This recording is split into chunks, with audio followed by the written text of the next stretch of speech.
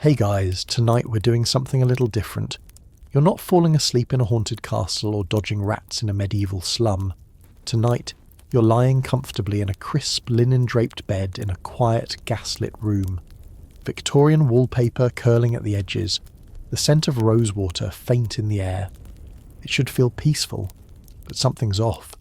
Your head sinks into the pillow, and you feel it immediately. Not softness.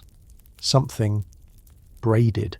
You sit up slowly, heart thudding like the ticking mantel clock across the room. You reach beneath the pillow and pull it out. It's a thick plait of hair, neatly coiled, tied with a blue satin ribbon. Human. Still fragrant with lavender soap, and definitely not yours.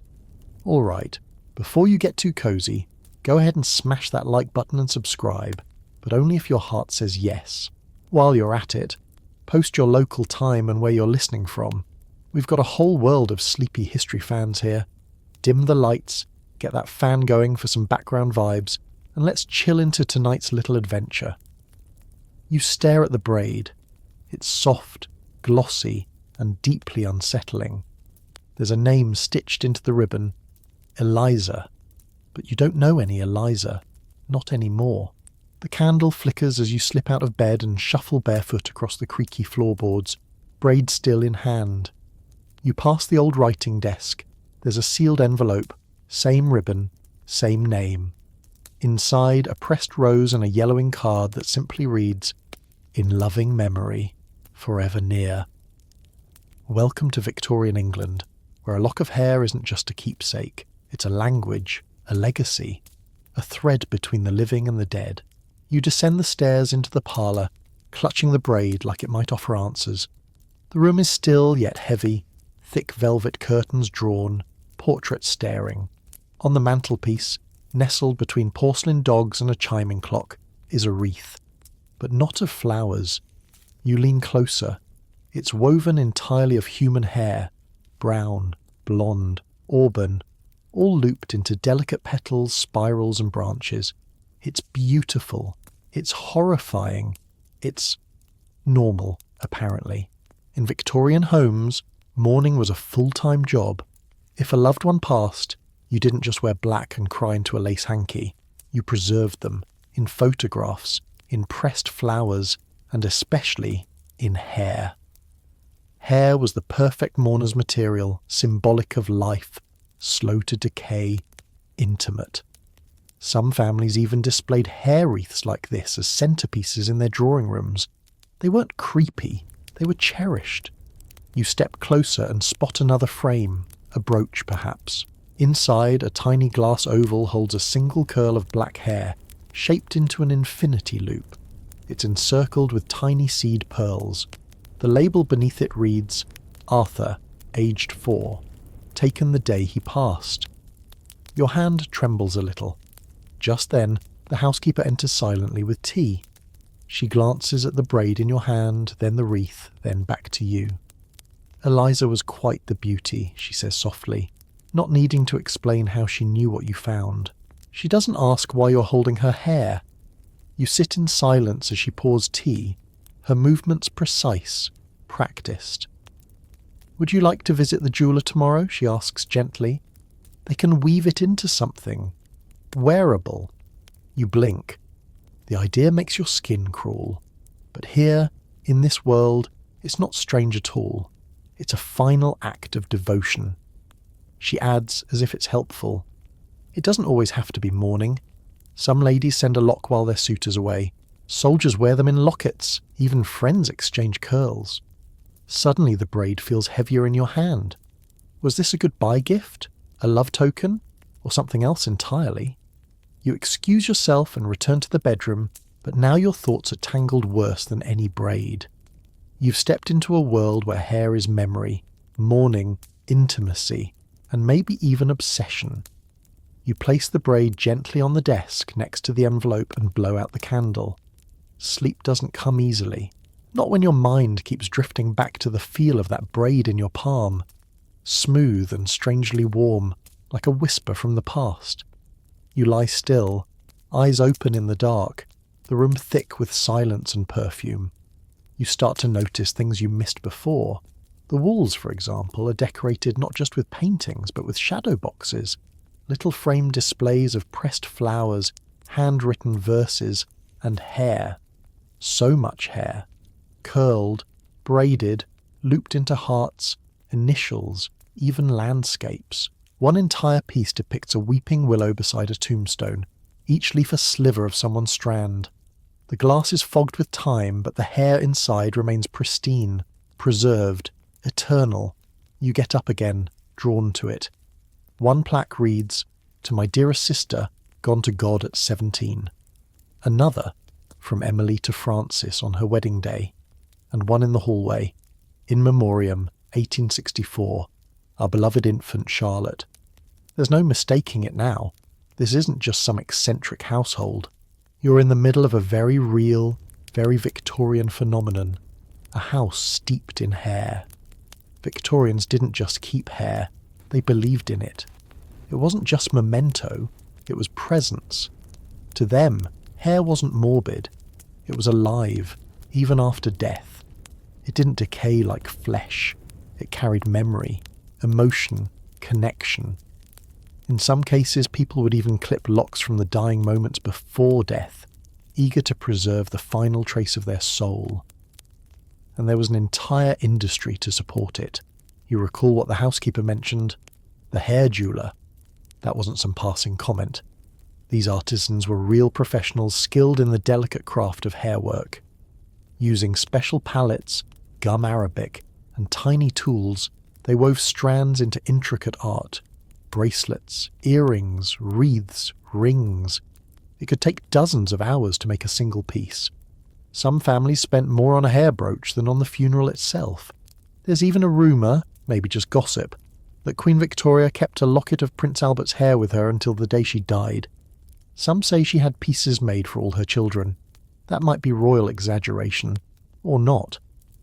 In this era, mourning was practically a lifestyle brand. You wonder how the practice began. Was it the fear of forgetting, the longing for closeness, or something darker, an unwillingness to let go? Suddenly you remember something the housekeeper said. It doesn't always have to be mourning. So you open the drawer of the nightstand. Inside is a little diary, its leather binding cracked at the edges.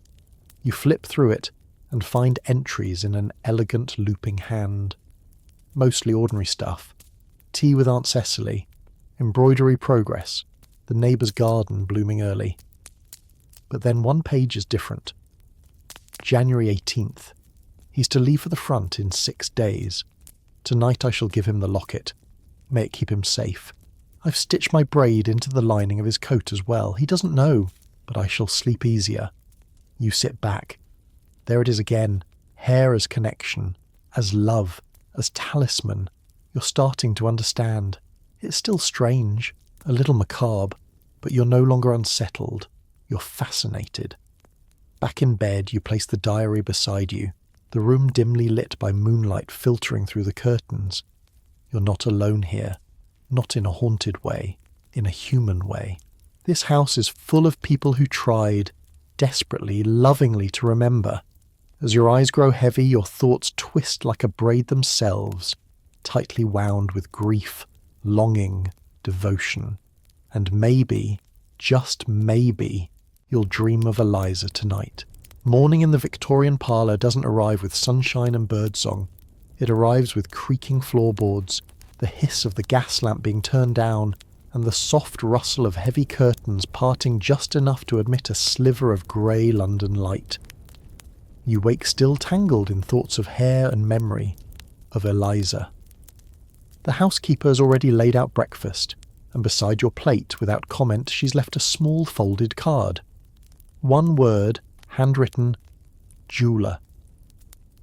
And so, after a weak cup of tea and a bite of too dry toast, you find yourself escorted through the fog-wrapped streets in a creaking carriage, heading toward a destination that sounds absurd in any other time but this one, a shop that deals almost entirely in human hair. You arrive at a small storefront tucked between a bookbinder and a chimney sweep. Its windows are crowded with displays, brooches shaped like teardrops, bracelets braided into figure eights, and intricate hair wreaths nestled in shadowed velvet. A little sign on the door reads, S. Broom, Artist in Hair and Memory. You step inside, and immediately the scent hits you. Beeswax, old wood, and something else. Dried roses and scalp, perhaps. The walls are lined with glass cases, each filled with examples of hairwork so precise, so delicate, it seems almost impossible. Birds made from curls, floral bouquets of fine strands, portrait ovals with locks looped into monograms or delicate vines. A small man in wire spectacles peers up from his bench, where he's threading a single auburn hair through a silver clasp no larger than your thumbnail. Ah, first time, he asks, not unkindly. Here for a mourning piece or something a bit livelier? You hesitate. You didn't come with a purpose. You came to understand. He gestures for you to sit. People bring hair for many reasons. Death is the most popular, of course, but also love, friendship, sometimes vengeance. That one catches your attention. He chuckles. Oh yes. One lady brought me her husband's mistress's hair, snipped from a brush, had it woven into a brooch and wore it to dinner with him every night. Said she liked to keep her enemies close. You glance again at the display cases, suddenly unsure whether each piece is a token of affection or quiet revenge. The jeweller opens a small drawer and removes a folded booklet. Inside are templates, designs for different kinds of hair work. One shows a ring, tiny braids set into an enamel face. Another is a locket with 2 compartments, one for hair, one for ashes. You ask how it's done. Oh, hours of work, he says, shrugging. Some pieces take days. We use gum arabic to hold shape and palette work for the fine flowers. I've spent more time with some people's hair than their spouses ever did. You laugh nervously. He smiles. Then he opens a wooden box. Inside are bundles of hair, not framed, not displayed, just wrapped in ribbon and labelled in spidery ink. Lucy, aged 9. Henry, 1882. Mother, final lock. You ask if all of it gets turned into jewellery. He shakes his head. Some never return for the final piece. Grief gets in the way, or guilt. Sometimes I think they leave the hair here to unburden themselves, like confession. You ask what he does with it then. He shrugs. Keep it safe. After all, it's still them, isn't it? You glance at the braid in your own coat pocket. Eliza's. You still don't know who she was to you, but maybe that's not the point. Maybe, in this world, knowing someone isn't necessary. Only remembering them is. The jeweller looks at you kindly. Would you like to leave it with me? He asks. And you don't quite know why, but you say yes. The braid is heavier than it should be as you hand it over. You hesitate a moment before letting go. Not out of sentiment exactly, but out of some quiet awareness that you're participating in something old, ritualistic. You're not just giving a piece of hair to a stranger in a dusty little shop. You're adding a thread to a tapestry that stretches across mourning and memory centuries deep. The jeweller doesn't press for a name, doesn't ask who Eliza was. He simply nods, wraps the braid in soft paper, and places it in a drawer alongside the others. He slides a little numbered token toward you. In case you ever want it back, he says. You pocket the token, though you suspect you never will. As you rise to leave, he taps a long finger on the glass case beside him. Inside is a framed arrangement shaped like a tree, its branches made entirely of hair, dozens of colours, dozens of names engraved around the roots. Family piece, he says softly. 3 generations. Every birth, every death, every wedding. Someone clipped a strand. It took nearly 40 years to complete. You wonder if anyone still adds to it. He seems to read your thoughts. That family's gone now. The last daughter brought it to me in a trunk with her linens and left it here. You ask why she didn't want to keep it. She said it made her feel like they were all still watching. Your skin prickles. It's not fear. It's that quiet Victorian tangle of reverence and unease. Hair doesn't rot. It lingers. And maybe that's the most comforting and most unnerving thing about it. You step out into the fog, the bell above the shop door chiming faintly behind you. Outside, the world is very much alive. costermongers calling out rhubarb and onions, a dog barking at a lamplighter, a boy with inky fingers darting past on urgent business for the printing press. But now, you see things differently. Women walking by with jet-black mourning bonnets and braids coiled tightly into combs. How many of those locks are their own? How many are someone else's? A mother? A sister? A sweetheart lost in Crimea? You notice a gentleman adjusting his cravat, and you spot the glint of a locket at his chest. It could hold a portrait, you suppose, but odds are it holds something softer, something real, a strand of someone he won't forget. You keep walking, but the world is full of hair now. Hair not just on heads, but in pockets, in drawers, in lockets, in shadow boxes, worn, woven, hidden. All these people carrying each other in quiet strands. You pass a little girl sitting on the steps of a dressmaker's shop, her long blonde curls bouncing as she eats a penny bun. Her mother scolds her for getting jam on her frock, but can't stop stroking the child's hair with a kind of anxious tenderness. It makes you think of that labelled drawer, Lucy, aged 9. Hair can be so alive and so foreboding. You find yourself wondering what people will leave behind for you. A photo? A letter? A lock? Or nothing at all? You slip the token the jeweller gave you into the lining of your coat. Not because you think you'll use it, but because in this world you've learned that some things, like a bit of hair wrapped in ribbon, are never just tokens. They're time, grief, memory. And maybe, in the quiet corners of a life, that's enough. The next day, curiosity gets the better of you. You're not even fully dressed when the impulse strikes, still buttoning your waistcoat, your cravat tied crooked, but you're already on the street, boots clacking over uneven cobblestones, headed toward a part of town no one ever recommends in polite conversation. Because if a jeweller turns memory into mourning jewellery, you now want to know, where does the hair actually come from? You follow a tip from the housemaid, whispered last night between sips of milk punch. Not every lock comes from love, she said. Some are just business. The closer you get to Fleet Lane, the more the smell changes. Less lavender, more sweat and horses. The buildings crowd together, laundry flaps overhead like surrender flags, and finally you spot it. A crooked little alley, wedged between a pawnbroker and a pie stall.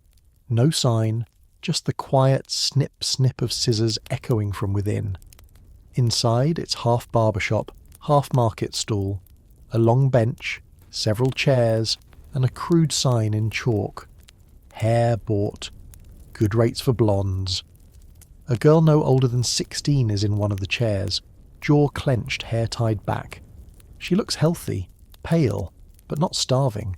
Still, her lips pressed tight as the barber, really more butcher than artist, measures her braid against a small wooden ruler. 2 shillings, he grunts. She nods. Snip. Her hair falls like rope. She doesn't cry. She doesn't even flinch. You realise this is no rare transaction. It's routine. A trade, same as boots or bread. In the back you see bundles, long, short, curled, straight, tied with twine, labelled with numbers, colours, weights. They hang from hooks like game in a butcher's shop. Auburn is stacked highest. Blondes kept in a locked drawer. You wonder where these will go. A duchess's chignon? A mourning brooch for a boy lost to typhoid? You ask the man behind the stall if he gets many customers. He snorts. Always, especially after the mills close. Some girls rather sell their hair than their virtue. The words land hard. You hadn't thought of it that way. That hair could be a currency of desperation. Not just sentiment or art, but survival. He adds, with a smirk, "Course the gentlemen prefer it untainted, virgin hair-like." You're not sure if he means chemical or moral. You turn away from the girl whose scalp now bristles with short stubble. She stands, takes her coins, and slips out wordlessly. Just then, a new figure enters. A lady, veiled, gloved, clearly from another world than this. She speaks softly to the barber and hands him a sealed envelope. He opens it, nods, and reaches for a drawer beneath the counter. From it, he lifts a bundle of sleek, deep brown hair. Cut cleanly, still perfumed. He wraps it in silk and hands it to her without a word. She doesn't ask where it came from. You leave, unsettled. You've now seen the other end of the memory chain, where the hair starts. Before it's curled and woven and looped into lockets, before it's sanctified as keepsake. You've seen how memory begins with a transaction. Outside, the alley swallows the morning fog, and you breathe in the metallic scent of scissors and the dull ache of things lost willingly. You don't head straight home. Instead, you follow the thread, like a loose strand caught in your coat sleeve. If there's a barber's alley for raw hair, there must be more. A whole web of trade you've only just touched. You make your way toward the East End, where stories always start with lowered voices and end in missing boots. You find yourself in a cramped warehouse district near Whitechapel, where wagons unload crates not of coal or onions, but of hair. You peek through an open door and see long tables where women sort bundles by colour, thickness, even texture. Ash blonde is rare. Red is valuable. Coarse black hair, marked India, goes in a separate box altogether. This isn't sentimental, it's logistics.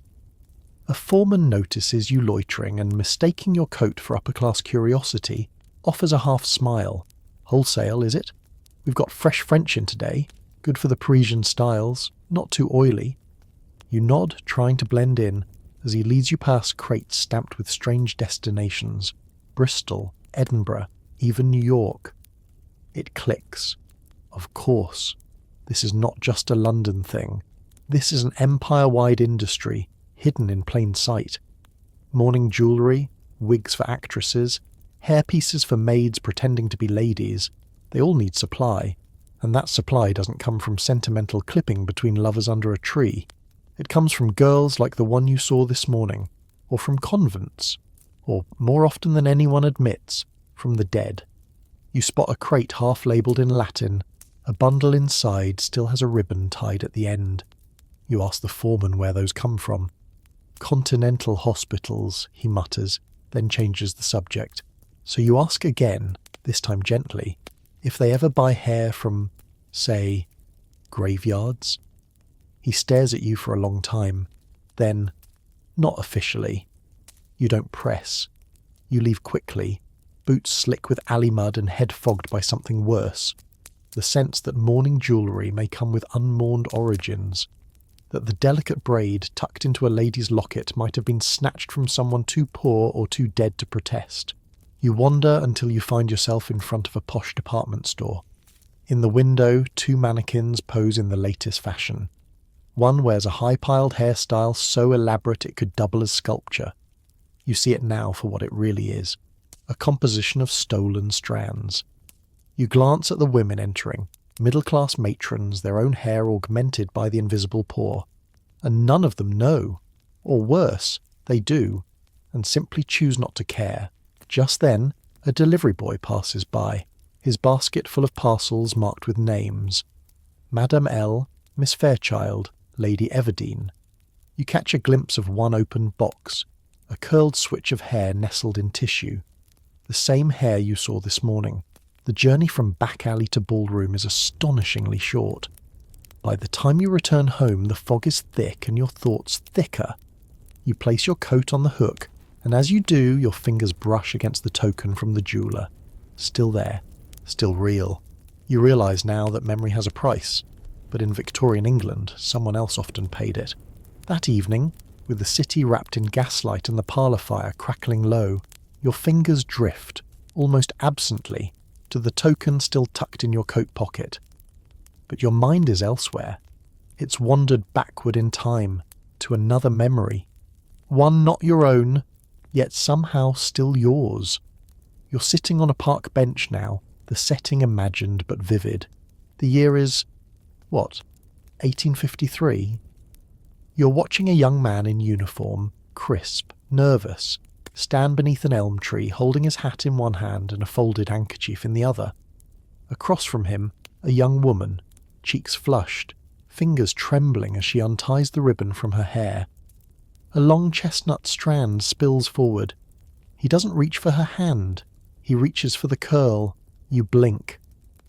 That vision, no, that custom, was as Victorian as corsets and crumpets. A lover's lock. Sweethearts exchanged hair the way people today swap texts and selfies. But this wasn't a flirtation. It was a binding, a vow, a farewell. And so it comes flooding back. The tiny bundle you found years ago, pressed into the pages of a crumbling book you picked up from a second-hand shop in Bath. You hadn't thought much of it at the time, a tight curl tied with a blue ribbon, tucked between lines of poetry about longing and return. But now, after everything you've seen, it makes more sense. Hair in this time isn't just a keepsake, it's evidence of love, of waiting, of a promise once made beneath a train station's iron canopy, or behind a hedge in the garden. You pull out a worn shoebox from beneath your bed, one you haven't opened in ages.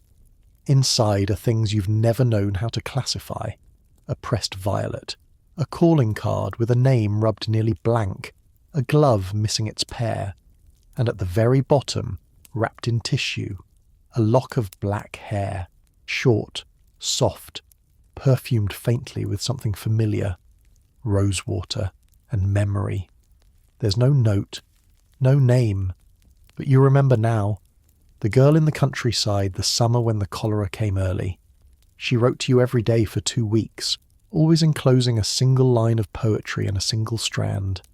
You never replied, too afraid, too distracted, and by the time you went back the house was shuttered, a black wreath on the door. The lock of hair was all you kept. You told yourself it meant nothing, but you kept it anyway, and in doing so, you became one of them. One of the millions who preserved pieces of people in tissue and ribbon, believing it could halt time. Victorians didn't just sentimentalize hair, they infused it with longing, with guilt, with hope. It was the one thing you could hold after someone left, a relic, a tether. You sit cross-legged on the rug, the fire casting flickering shadows across the old floral wallpaper, and you press the lock of hair gently between your palms. It's strange how something so small, so delicate, could feel so unbearably alive. You stay there a long time, the lock of hair still resting in your hands like something sacred or something radioactive. You're not sure which. It's astonishing, isn't it? That something as mundane as hair, something we shed daily without thought, could carry such emotional weight. Could be, in the hands of Victorians, as powerful as a letter, a kiss, or a gravestone. You reach into the box again and pull out another relic you'd forgotten. A tiny envelope sealed with old wax, cracked now. You open it carefully and inside is a folded piece of stationery. The paper is dry, nearly translucent with age. On it is a single line scrawled in haste. Remember me by this. Tucked into the fold is a single strand of hair. You stare at it, at the way it's still dark, still smooth, untouched by time. It's haunting how hair holds on, how it refuses to fade even when the face it came from has long turned to dust. That was the unspoken Victorian logic. A body dies, flesh rots, names blur on gravestones, but hair remains. And that belief fueled not just romance and mourning, but obsession. You thumb through a stack of yellowing periodicals tucked inside the shoebox, the Ladies' Gazette, Godey's Ladies' Book. One article from 1861 practically shouts from the page, "Every proper young lady should keep a hair album. It is unseemly to forget the curls of one's companions, or to refuse a lock when offered. Hair is the most personal expression of affection a lady may give." It wasn't just lovers. Friends exchanged hair, sisters collected each other's braids, even schoolgirls swapped strands before parting ways for summer. There were elaborate etiquette rules for requesting, receiving and preserving hair. The angle of the cut mattered. The ribbon colour held coded meaning. Red signified passion. White stood for mourning. Blue, like Eliza's, often meant memory, or sometimes secrecy. Some albums had dozens of pages, strands braided, glued, labelled in neat cursive. Agnes, 1857. Eleanor before boarding school. Cecily the day I wept. You imagine one such album now, resting on the lap of a young woman by the fire, her fingers running over the strands like rosary beads, each one unlocking a ghost of a memory.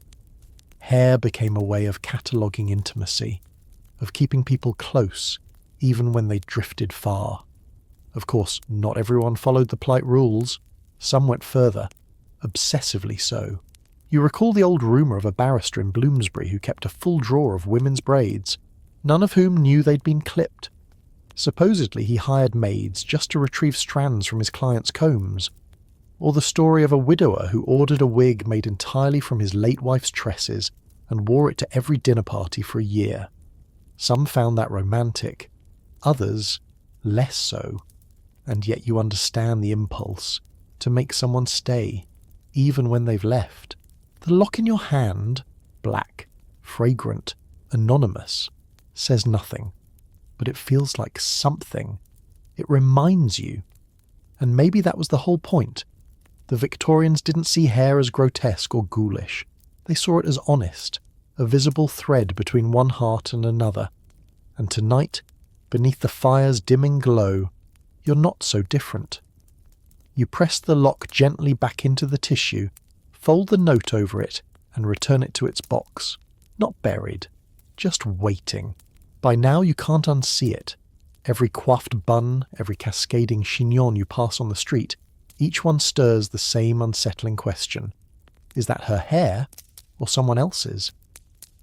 This morning, you're accompanying a family acquaintance to a fashionable millinery salon near Bond Street, a place where ladies shop not just for hats, but for hairpieces, fringes, and transformation.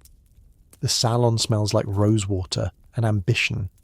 Every surface is gilded. The mirrors are tall and forgiving. Your companion, a young widow named Clarissa, is here for what she calls a refresh. Her mourning period is nearly over, and she intends to re-enter society, preferably with curls. The assistant ushers her to a velvet chair and produces a tray.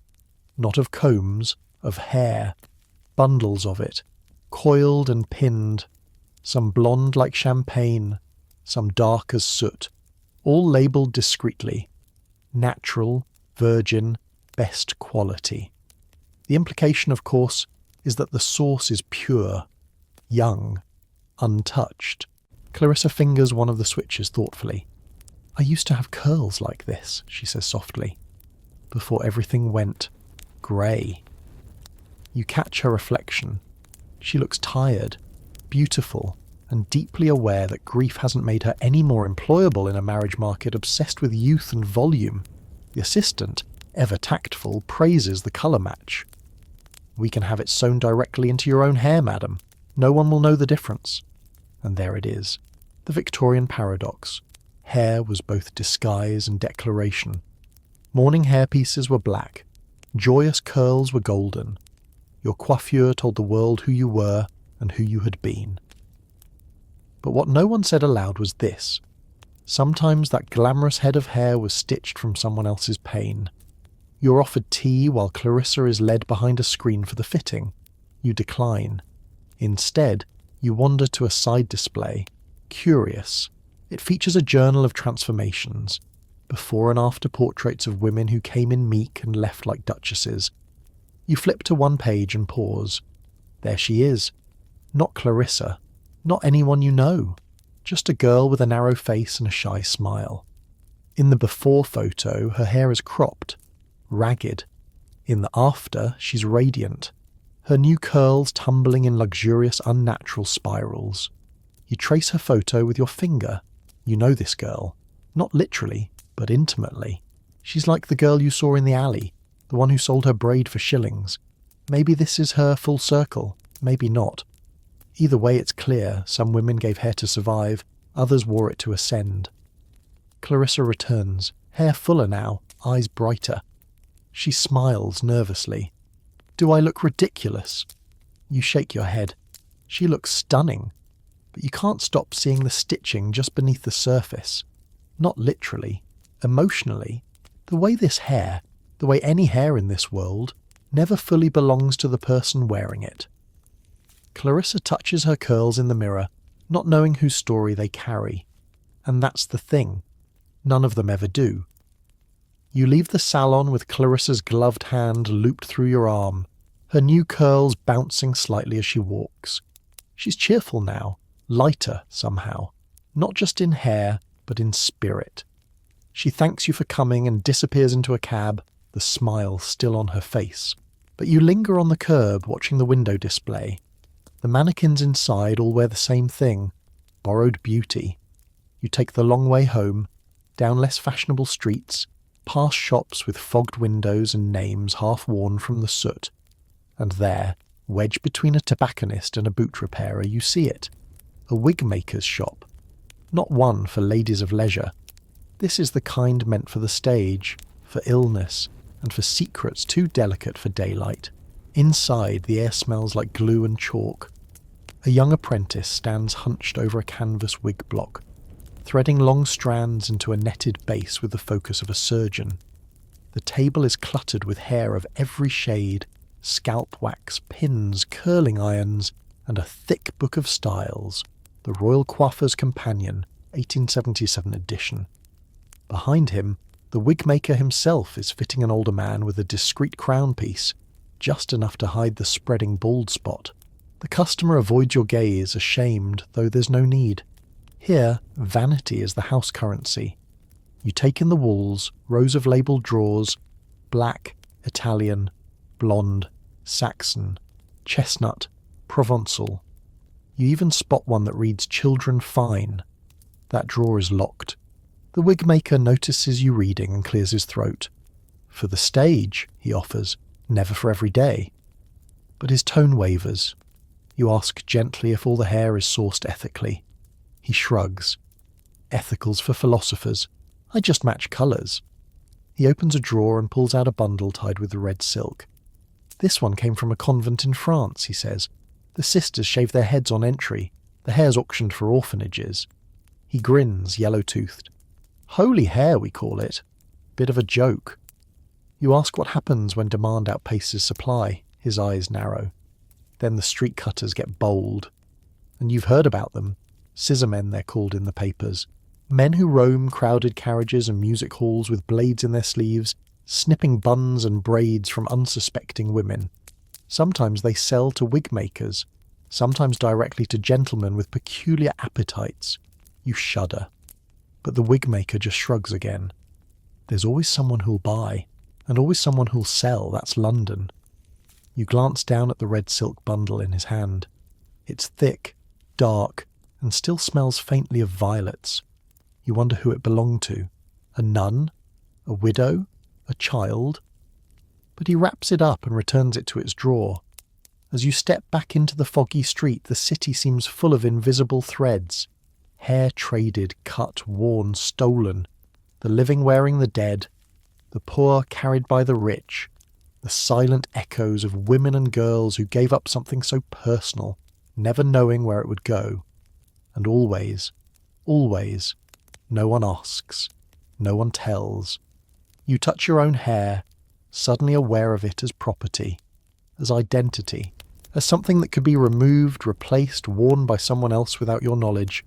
And for the first time it feels like something you might lose. Back at the townhouse, the light is fading, and the housemaid is setting the table for supper. You pass her in the hallway, and she pauses, just briefly, her eyes flicking toward your face, then toward the curls escaping from beneath her cap. You realise then that her hair has changed. It's shorter, not drastically, but enough. A new sharpness to the ends, a gap where a braid once sat tucked behind her ear. You wouldn't have noticed yesterday, but now you see it everywhere. She notices you noticing. There's a flicker of something, defiance, embarrassment, survival. But she says nothing, just moves on, careful not to clatter the silver. Later you find her in the scullery, sleeves rolled, arms elbow deep in a washtub. She hums faintly as she scrubs linen, her back to you. You clear your throat. She turns, startled. "Oh, didn't hear you." You ask gently if she sold her hair. She pauses, looks at the damp curls stuck to her forehead, then nods. "Second time this year?" She says it casually, like someone might mention selling old boots. You ask how much she got. 6 shillings, she says. More if it had been lighter. Blonde fetches better, you know. You ask if it was worth it. She shrugs. It bought coal for the kitchen and tea for the pantry, and the cook didn't notice I watered down the milk. Her voice carries no self-pity, just fact. She dries her hands and sits on the edge of a stool, apron damp and face flushed. She explains how it works. A girl at the bakery knows a man who buys. He checks for lice, texture, split ends, then offers a price. There are no receipts, no returns. Once the scissors bite, it's done. Sometimes, she says, they tell you where it's going. A theatre wig, a London debutante's evening fringe. But mostly, it just disappears. Into brooches, into buns, into someone else's reflection. I hope whoever wears mine's prettier than me, she jokes, but her smile doesn't quite reach her eyes. You ask how it feels afterward. Cold, she says after a pause. Not just the scalp, the whole self. She catches herself and laughs. That's silly, isn't it? It's just hair. But you know better. In this world, it's never just hair. She mentions another girl in service, a kitchen maid at the house next door, who lost her post last winter after snipping her braid without permission. The mistress said it made the uniform look unbalanced. Imagine, she says, being dismissed for your absence. You ask if she's scared that'll happen to her. Maybe, she says, but starving scares me more. And there it is, the quiet equation women like her must solve daily. Dignity versus survival, hair versus hunger. Before you leave, she reaches beneath a loose floorboard and pulls out a tiny scrap of muslin. Inside, tied with twine, is a lock of her own hair, saved from the first time she sold it. Just so I don't forget I once had more, she says. You nod, and she hides it away again. Not everything, it seems, is meant to be sold. That night, lying in bed with the windows cracked and the fire dimming low, you think about the housemaid's muslin bundle, the way her fingers trembled just slightly when she touched it. Not out of fear, but out of reverence, as if her own hair had become someone else's relic. You wonder how many other maids in how many other homes have similar bundles, hidden in drawers or under floorboards, little private archives of selfhood. Not for sentiment, but for proof. I was whole once. I was untouched once. I was mine. In Victorian England, a servant's appearance wasn't entirely her own. Her hairstyle, her dress, her very posture all belonged to the household. Hair too long was vain. Too short was slovenly. It had to be tied, pinned, smoothed, concealed. So when a maid sold her hair, without permission, she wasn't just altering her look. She was breaking the visual contract. You recall stories you once skimmed in back pages of the Penny Illustrated. A scullery maid dismissed for deceiving her mistress with a false fringe, or a governess reprimanded for daring to wear borrowed curls to a dinner with guests. Even mourning, so sacred in the upper classes, was a luxury for the help. If a maid lost her mother, she couldn't afford jet brooches or crepe veils. But she might snip a lock of her own hair and wrap it with black ribbon, tucking it inside her apron like a secret prayer. Hair was a language, yes, but only the wealthy got to speak it fluently. The others, girls like your housemaid, had to whisper in stolen syllables. A hidden braid, a muslin scrap, a day of silence and cold tea, mourning in quiet corners of the scullery. You rise and walk softly down the stairs, candle in hand. The house is asleep, or pretending to be. But as you pass the servants' quarters, you hear the faintest sound. Not crying, not speaking, just brushing. The rhythmic sweep of hair being tended, a small act, a sacred one. You pause, unseen, and listen. You picture her sitting on the edge of her cot, mirror propped against a crate, brushing what remains of her hair with slow, deliberate care. Not because it's long, not because it's beautiful, but because it's hers. Tomorrow she may sell the rest, but not tonight. Tonight she's still whole. You slip back upstairs, oddly comforted, and yet a question lingers, heavier than ever. How many strands of other women have you already seen today, woven into the hairlines of ladies at salons, pinned to theatre wigs, hidden in jewellery clasps, spun into mourning wreaths? Whose grief have you admired? Whose desperation have you worn? The Victorians didn't need ghosts to haunt them. They carried the living and the dead in curls and coils and pins. They wore their memories, borrowed or not. Back in bed, you close your eyes and feel the weight of it all pressing gently against your chest, like the memory of a braid once tied with blue ribbon. Fog rolls heavy over London this morning, thick enough to blur gas lamps and dampen your collar. You're not walking with any destination in mind, just letting your boots find rhythm along the cobbles as your mind loops back over everything you've seen. The braid under the pillow, the jeweller, Clarissa, the housemaid. And then you hear it. A crowd. Not a riot, not quite, but something close. Excitable voices, the shuffle of boots, and the unmistakable crack of argument rising through the morning chill.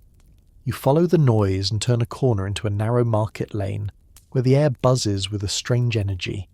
It's a hair market. Not some quiet parlour tucked behind brocade curtains. This is public, noisy, messy. Rows of makeshift stalls, crates of combs and brushes, and hung like sausages from butcher's hooks. Hair. So much hair. Braids dangle in uneven rows, some thick and sleek, others wispy and coarse. Coils pinned to boards with handwritten prices. A boy no older than 14 calls out over the din, "Good chestnut, virgin cut, no lice, I swear it." It's surreal. A proper matron haggles over a blonde switch, inspecting the ends as if choosing apples. A gentleman with gloves too tight and moustache too waxed murmurs to a vendor, slipping him coins in exchange for a parcel wrapped in silk. You don't ask what it's for. Then you see her. A girl, maybe 17, with bright ginger curls and a look of rigid resolve. She's not buying, she's selling.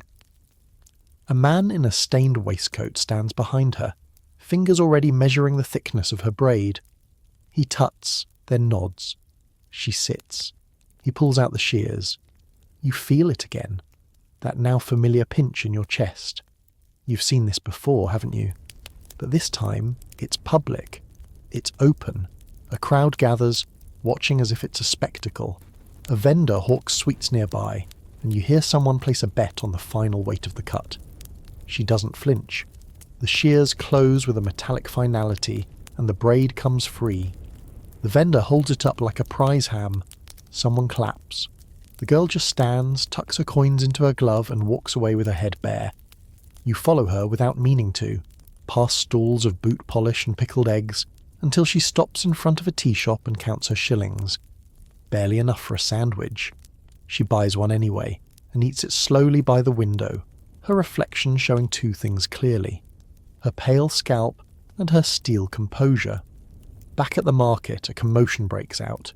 You return to see a man shouting about being robbed, a woman weeping over a parcel gone missing, and a constable inspecting a dropped wig, one clearly made from someone's very real hair. "Snatchers," someone mutters nearby. Quick hands, sharp blades. You turn your head too fast, you'll wake up bald. You blink. So it's true then. The whispered rumours, the ones printed in the illustrated police news, where cartoonish villains with top hats and scissors lurk in alleyways, preying on distracted girls. The hair they take isn't just for show, it's for sale. And buyers don't ask questions. This isn't just mourning or romance anymore. It's industry. It's crime. And in this economy, even your scalp might not be safe. You drift away from the chaos of the market, but it clings to you. The snip of shears, the low bartering, the girl's reflection in the glass, hauntingly incomplete. Your feet carry you south toward the river, where the air smells less like perfume and more like coal smoke and damp rope. Dockside, grittier and quieter, for now. It's here, just beneath the arches of an old warehouse, that you spot a group gathered near a wagon. Not a formal stall, just a man with crates and an eye for quick deals. He's lifting lids, revealing bundles wrapped in newspaper. They're not food, they're not textiles, they're hair. You recognise the look instantly now, unbraided, still bound with twine at the root, as if they'd been lopped straight from the head and tossed in. No labels, no silk, just raw. The buyers know what they're looking at. Some prod the bundles, checking for softness. Others murmur in French or German. One woman pulls out a magnifying glass and inspects the ends like she's grading wool. You edge closer and overhear the seller say something that stops you cold. This one's fresh. Pulled this week. She was barely 16. No one flinches. No one asks more. It's a shock you now recognise. The moment you realise that the strange has become normal, that the grotesque has folded itself into daily rhythm, that human hair is treated like cloth or grain, just another commodity on the books. You move on. Further into the district, you pass a row of tenements where children play with hoops and scraps of wood. You pause, drawn by the sound of singing. A woman leans from a window, humming as she brushes her daughter's hair. Long, thick, and very dark. You can't help but wonder, how long will that hair remain hers? Will it be sold when the coal runs out, when rent comes due, or perhaps cut without consent in the night by someone desperate? Because in this world, poverty trims hair before it trims anything else. You round the corner and come face to face with a poster glued to a brick wall, rippling in the wind. A reward notice? Wanted. Information leading to the arrest of persons involved in the unlawful removal of Miss Letitia Gray's hair, taken aboard the omnibus bound for Islington. Victim reports waking to find her braid missing. Suspects fled. Reward offered, $5. You stare at it a long time. Hair theft, printed like a robbery, a crime equal in shame and violation. And yet, you've already seen the other side. The buyers, the wearers, the jewellers, the theatre wigs, the mourning brooches. They all need supply. And if supply must be taken by force, well, who's really guilty? The snatcher, or the society that made a girl's braid more valuable than her name? As dusk closes in, you finally head home, steps slower than when the day began. You feel your own hair against your collar, and for the first time you check behind you, not for danger, but for shears. It's absurd, and yet not. In a world where everything is tradable, your very identity might be up for sale. One careless moment and someone else could walk away with the part of you people remember most, the part you couldn't even feel leave your head. By now, you're convinced there's no end to it. Every time you think you've seen the strangest corner of Victorian hair culture, a trapdoor opens and another layer beckons. Deeper, darker, more peculiar still. This time, the invitation comes in the form of a handwritten note slipped under your door. It's written in a tight antique script. You seem to have an eye for memory. If you're interested in seeing what it becomes in capable hands, come to number 14, Windermere Crescent. Ask for Mr. Silas. You dismiss it as nonsense, except the ribbon that fastens the card is unmistakable. The same shade of blue that once tied Eliza's braid. Curiosity outweighs caution. Windermere Crescent is tucked into a quieter district, where the bricks are soot-dusted and the hedges trimmed with unnatural precision. Number 14 is tall, narrow and unmarked. But when you knock, the door opens without a sound. You're ushered in by a silent, sharp-featured man in black who introduces himself only as Mr. Silas. His voice is hoarse, as if unused, and his coat is flecked with dust the colour of old hair powder. He leads you through a hall lined with shadow boxes, hundreds of them. You've seen hair wreaths before, but nothing like this. Each piece is art, and not just sentimental loops or initials. These are entire landscapes, miniature scenes, portraits. A sailing ship caught in a storm, its sails curled from gold-blonde strands. A mother and child seated by a hearth, their silhouettes shaped from coarse brown hair. A weeping willow bending over a river, every leaf a single delicate curl. You're stunned. The level of detail is astonishing and vaguely unsettling. These are memory sculptures, Silas says softly, noticing your awe. Each one made from the hair of the people within. You ask if they were commissioned. Some, he nods. Others, donated. He gestures to a workbench at the far end of the room. It's crowded with tweezers, tiny scissors, brushes, and fine combs.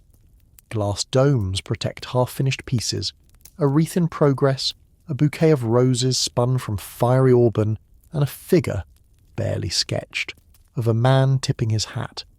You peer at the labels on the bottom of the boxes. Some have names and dates. Mrs. Agatha Lockwood, d. 1868. The Martin twins, aged 4. Unclaimed. You point to the last one. Silas pauses. Occasionally hair arrives without context. No note, no name, only the ribbon. We make something worthy of remembrance anyway. You ask why. He looks at you and his voice is low. Because someone thought they were worth remembering.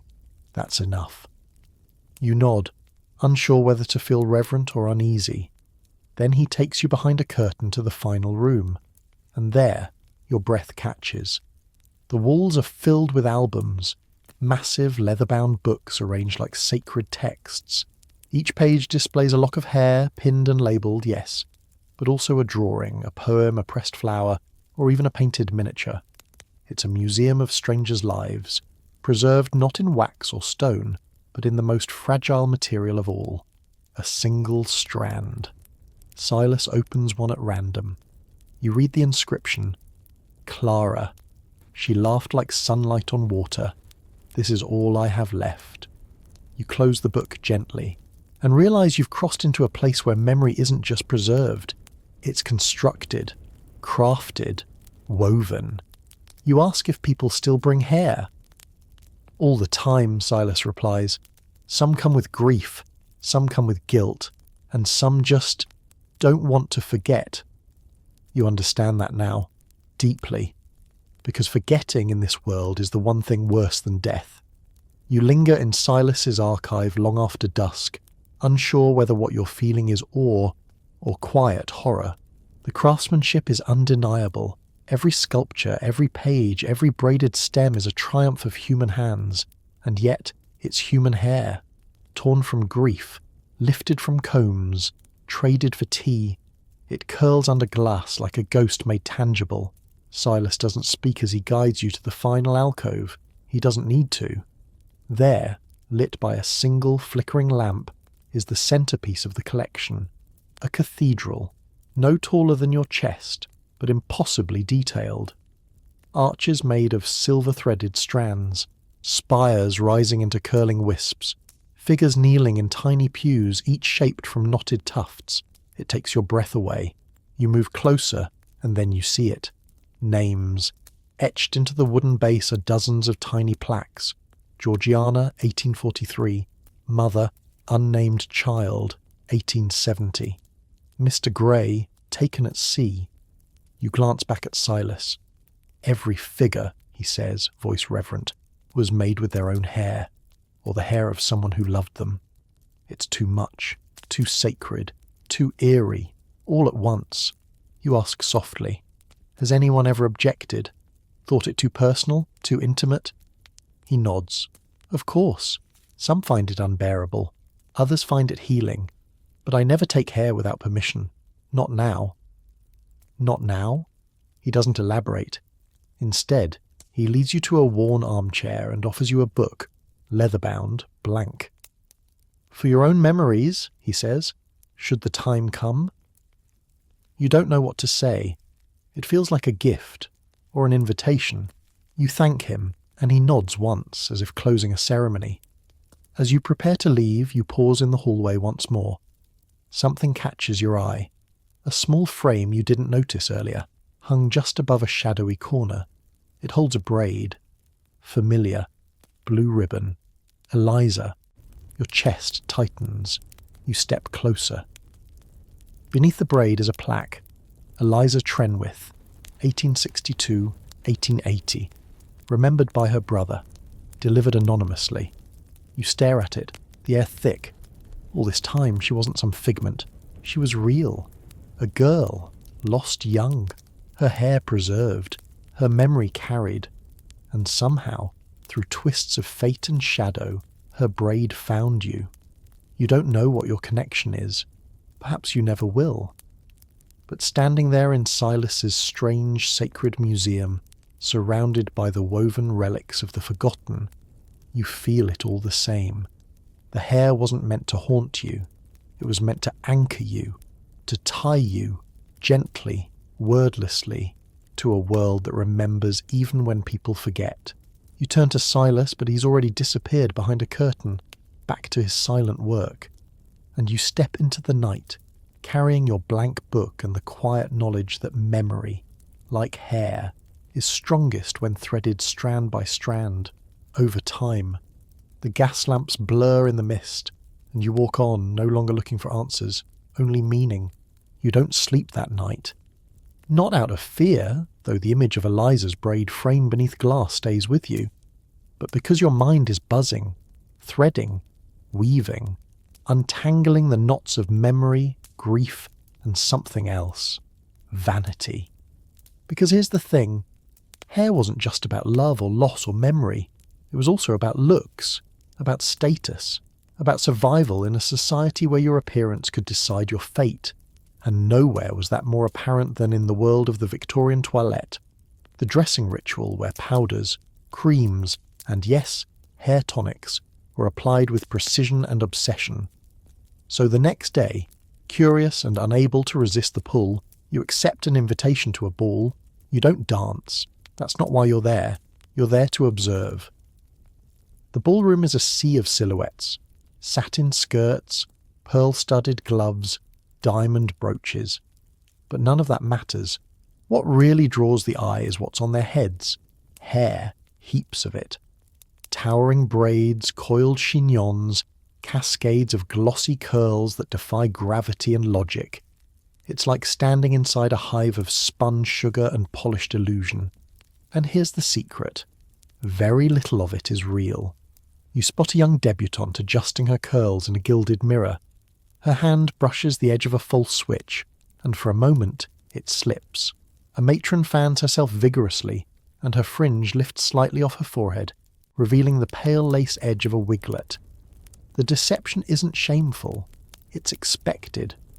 To appear with thin hair, frizz, or, heaven forbid, a natural greying streak was tantamount to social suicide. If mourning made hair sacred, vanity made it political. You overhear a cluster of gentlemen nearby laughing over cigars. She must have spent half her dowry on that hairpiece, one chuckles. Worth it, if it lands her a title, says another. You don't know whether to laugh or recoil, because they're not wrong. In this world, beauty is currency, and hair is the bank. A woman with a full, shining head of hair was presumed healthy, fertile, of good breeding. A woman with thinning or dull hair, illness, poverty, shame. Hair was a social flag, and not flying the right one could close doors before you even curtsied. You drift past the powder room and catch a whiff of something sharp. Not perfume, not roses. Arsenic. Yes, arsenic. Victorian women, desperate for pale skin and glossy hair, sometimes use creams and powders containing dangerous compounds. Arsenic-based tonics promised luster and length. Some added lead for good measure. The price, rashes, vomiting, hair loss, which ironically sent them back to the wig makers, the switch peddlers, the alley snippers. It was a vicious, perfumed loop. You watch as a young woman no older than 20 leans over a vanity and powders her scalp. Just a bit of darkening dust to cover a parting that started to widen. Her reflection shows no fear, only practice. She knows the rules. You catch your own reflection, just briefly, in a mirror near the ballroom door. And for the first time you truly see it. How hair is worn like armour. How beneath the jewellery and velvet, what matters most is the illusion of fullness, of youth, of control, even if it comes from another head, even if it's arsenic-soaked or ribbon-bound, or bought from a frightened girl behind a bakery. In Victorian society the head was the crown, and the crown had to gleam, no matter what it cost. You step out onto the balcony, the air blessedly cool after the ballroom's suffocating heat and perfume. A breeze lifts a few stray strands of hair from your neck, and for a fleeting second you wonder, whose hair is it really? Not just yours. Not anymore. Inside, the orchestra strikes up a waltz. You watch as partners glide across the parquet floor. ladies with shining, sculpted coiffures, men with slick pomades and trim whiskers. The entire room moves as if choreographed by vanity itself. You look closer now, through the lens you didn't have before, that elegant matron with the towering black curls. Her husband died 6 months ago. You can tell by the jet pins in her hair. A respectable widow, but clearly wealthier than most. Her mourning is fashionable. The hair she wears might be his, or hers, or neither. And there, near the refreshment table, a girl so pale her scalp almost gleams beneath the powdered roots. Her eyes dart nervously as she adjusts her ribbon. She's trying to hide something. A patch, perhaps. Or worse, loss. You glance down at a half-empty glass on the railing. A pink tinge clings to the rim, rose-scented lip balm, mixed with something sharper. You sniff it carefully. Lavender. And, faintly, lead oxide. Of course, the infamous Grecian water, one of the era's most popular hair restorers, promised darker locks, delivered headaches, tremors, and sometimes death.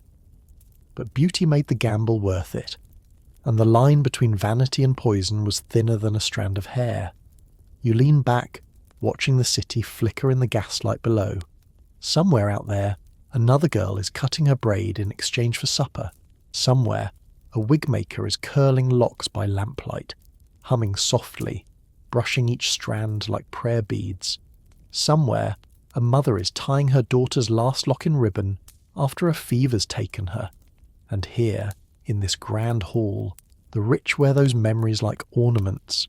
It's a strange sort of economy, where the grief of the poor becomes the glamour of the wealthy, where absence is repurposed into presence and no one thinks to question it, because to question it would unravel everything. Your thoughts are interrupted by a figure stepping beside you, a young man no older than 25, dressed impeccably, but with a hollow look in his eyes. He nods politely, then lifts a silver locket from his waistcoat and opens it without a word. Inside is a curl of golden hair. You glance at it, then at him. He doesn't explain. He doesn't have to.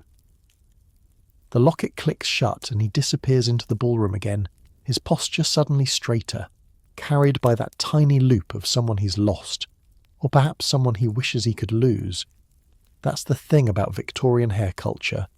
It was never just mourning, or memory, or vanity. It was all of it.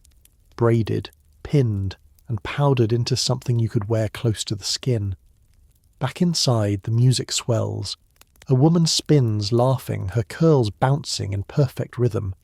And in the movement, you think you see it.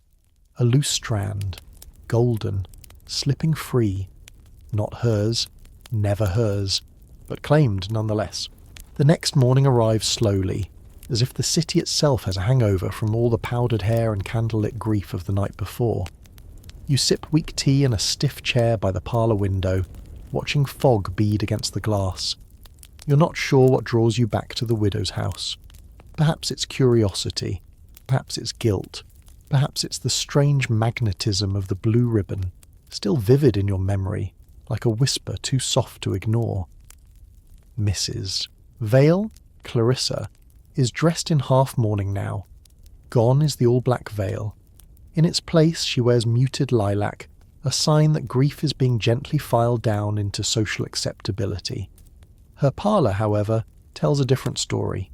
She ushers you in without a smile, as if expecting you. The fire is lit low and the room smells of violets and damp coal. On the mantel, where a clock ticks faintly, sits a small display case. Inside, a tightly braided length of chestnut hair, wound into the shape of a teardrop, its edges crimped with delicate gold wire. You recognise the craftsmanship. It's one of Silas's. But this is not jewellery for wearing. It's a shrine. She follows your gaze. "My husband," she says softly, sitting across from you, hands folded over her lap like a closed book. "They took the hair before the burial. I wasn't ready to let go." You nod, unsure whether to speak. "He hated it, you know. The whole mourning business," she chuckles, but it sounds hollow. "Said death was too expensive to be fashionable. I wore my jet beads anyway. It's what was expected." She leans forward, voice dropping. But this, the hair, this was for me. She stands, crossing the room to a cabinet. She unlocks it, and inside, to your surprise, is a second case. You rise to see it better. It's another braid, much lighter, softer, childlike. My daughter, Clarissa says, not looking at you, lost her to scarlet fever. Same year, weeks apart. I didn't have her hair clipped in time, so I kept what was left in her comb. The silence thickens. She runs a finger along the glass. There are days I forget her face, but I never forget how her hair felt. You understand now, in a way you didn't before. For Clarissa, hair isn't a souvenir, it's resistance, to forgetting, to erasure, to the quiet, brutal march of time. You glance at the first braid again, the teardrop, the gold wire. It doesn't weep, it remembers. She catches your eye and gestures to a third, smaller frame near the window, a brooch-sized display. It holds a single, fine strand. Eliza, she says. Your throat tightens. You take a careful step forward. She was the maid here before Mary. Quiet thing, wrote poetry, died of lung fever before 20. No family left to collect her. I kept the lock. Couldn't bear for her to be burned away entirely. You stare at the hair, faint, nearly invisible against the velvet background. You left the braid under my pillow, you whisper. Clarissa nods slowly. I didn't know what else to do with it. I thought maybe someone should remember. You take a breath.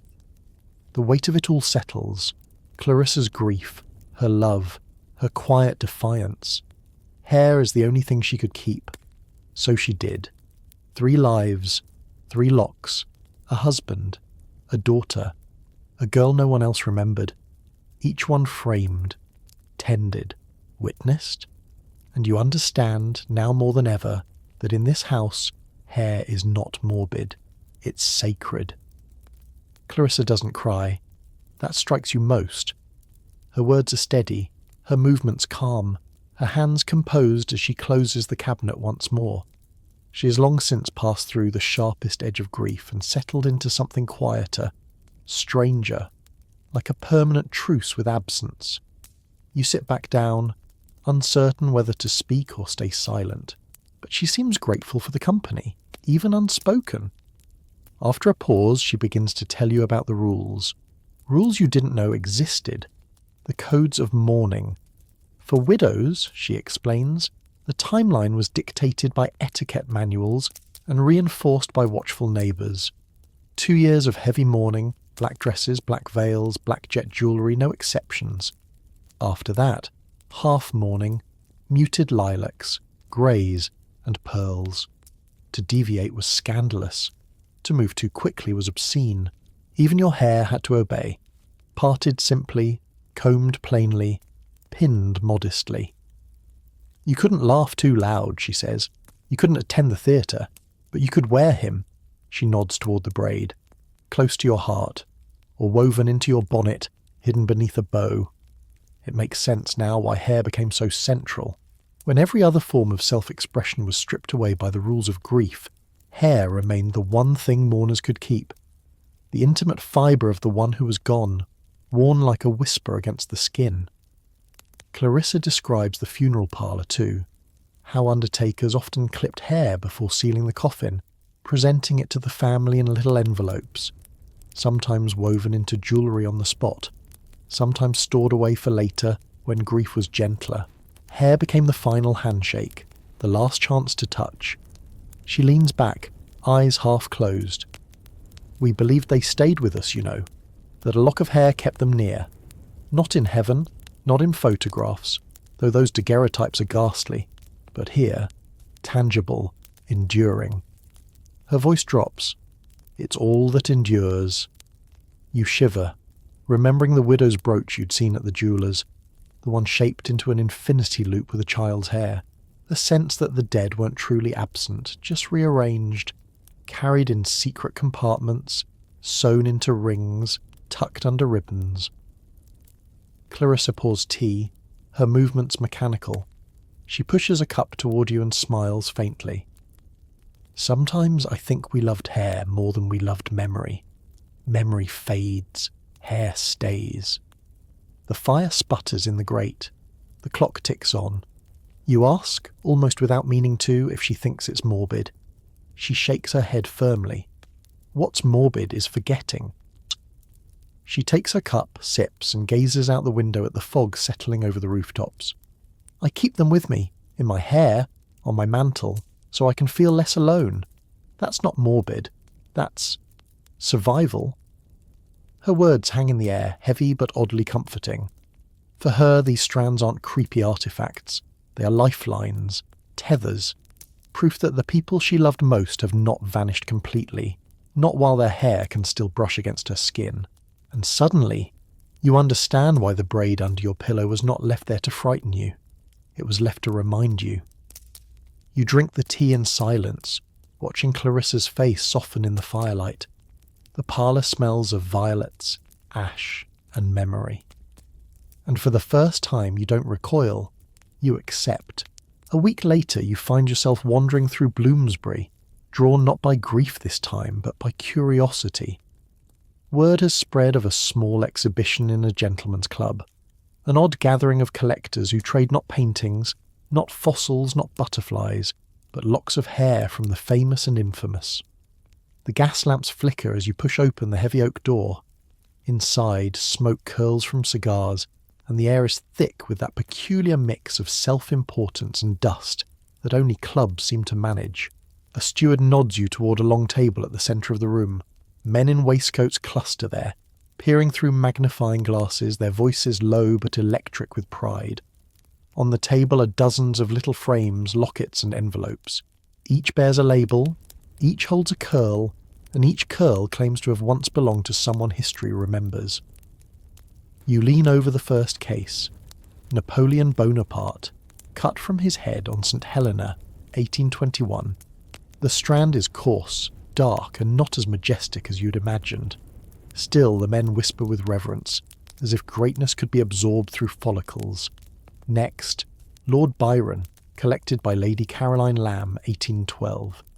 A thin wisp, golden brown, almost translucent under the lamplight. A poet's ghost in keratin. And then, to your surprise, a small gilt frame labelled Her Majesty, Queen Victoria, donated to a loyal subject, 1860s.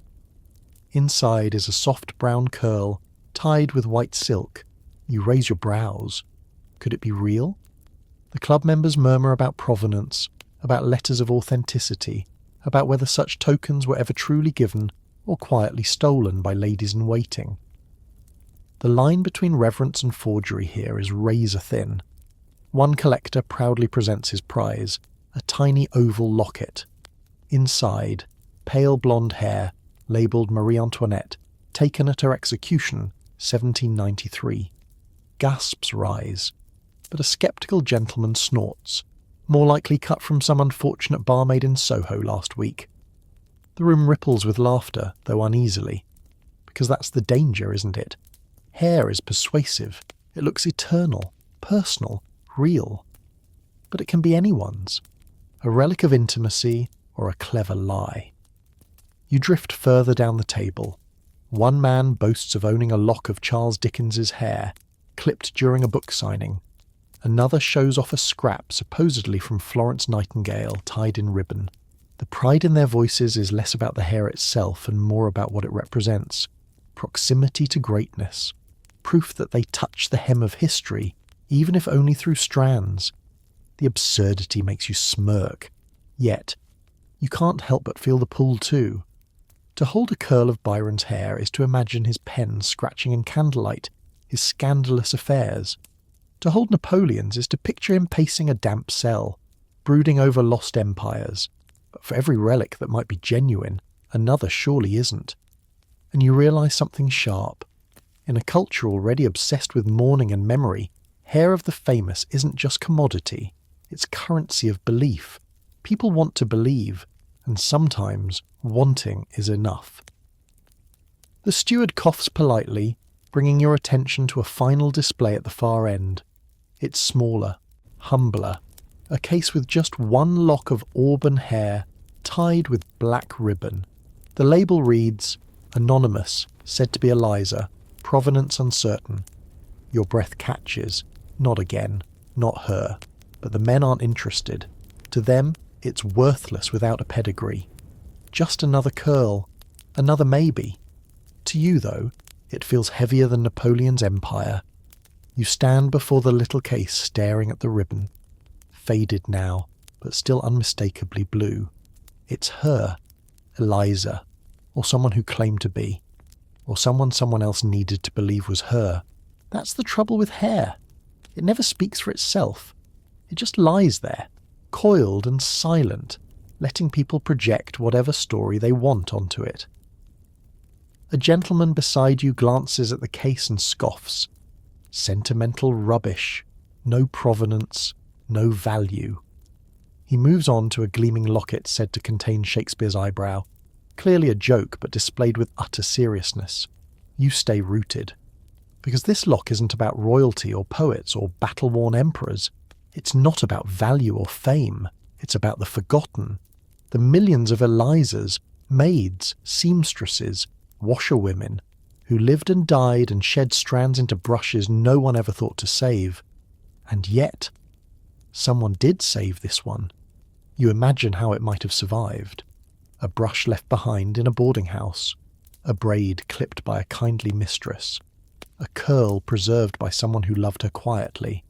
Perhaps too quietly to write a name. Or maybe it's not hers at all.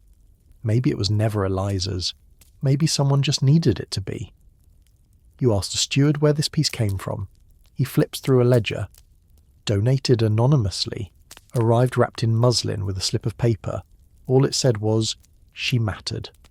That stops you. It shouldn't. Not after everything you've seen. The mourning braids, the jewelled wreaths, the girl selling her hair in a market stall. But somehow, that tiny sentence, "she mattered," lands like a thunderclap. It's not the famous who need to be remembered. It's the ones history discards, the ones whose names never make it into books, but whose hair outlives them just the same. Hair is indiscriminate like that. It holds no ego, no ambition, just the oils of the skin, the scent of soap, the slow ghost of touch. You lean closer to the glass. It's not the prettiest curl, it's frayed at the end, not perfectly clipped. The kind of thing that would have been overlooked by Silas, or rejected by the wig makers. But still, here it is, not worn, not sold, just preserved. Maybe this is what memory looks like in its purest form. Not polished, not for profit, just kept. You reach into your coat pocket almost without thinking, and your fingers brush the edge of your own folded muslin. Not Eliza's, yours. A lock you've saved, of someone you couldn't hold on to. And for the first time, you consider donating it, not to this club, not to collectors, but to Silas. Because in his strange, reverent little museum, memory isn't measured in fame, it's measured in care. You close the ledger gently and thank the steward. As you leave the club, stepping back into the cool London air, the street feels quieter, like it's holding its breath. Somewhere, someone is clipping a braid. Somewhere else, someone is pinning it in place, unaware of the history brushing their neck. And you're starting to believe that hair is the most human thing we leave behind. Not because it's beautiful, but because it's proof that we were touched. A light rain begins as you step away from the collectors' club.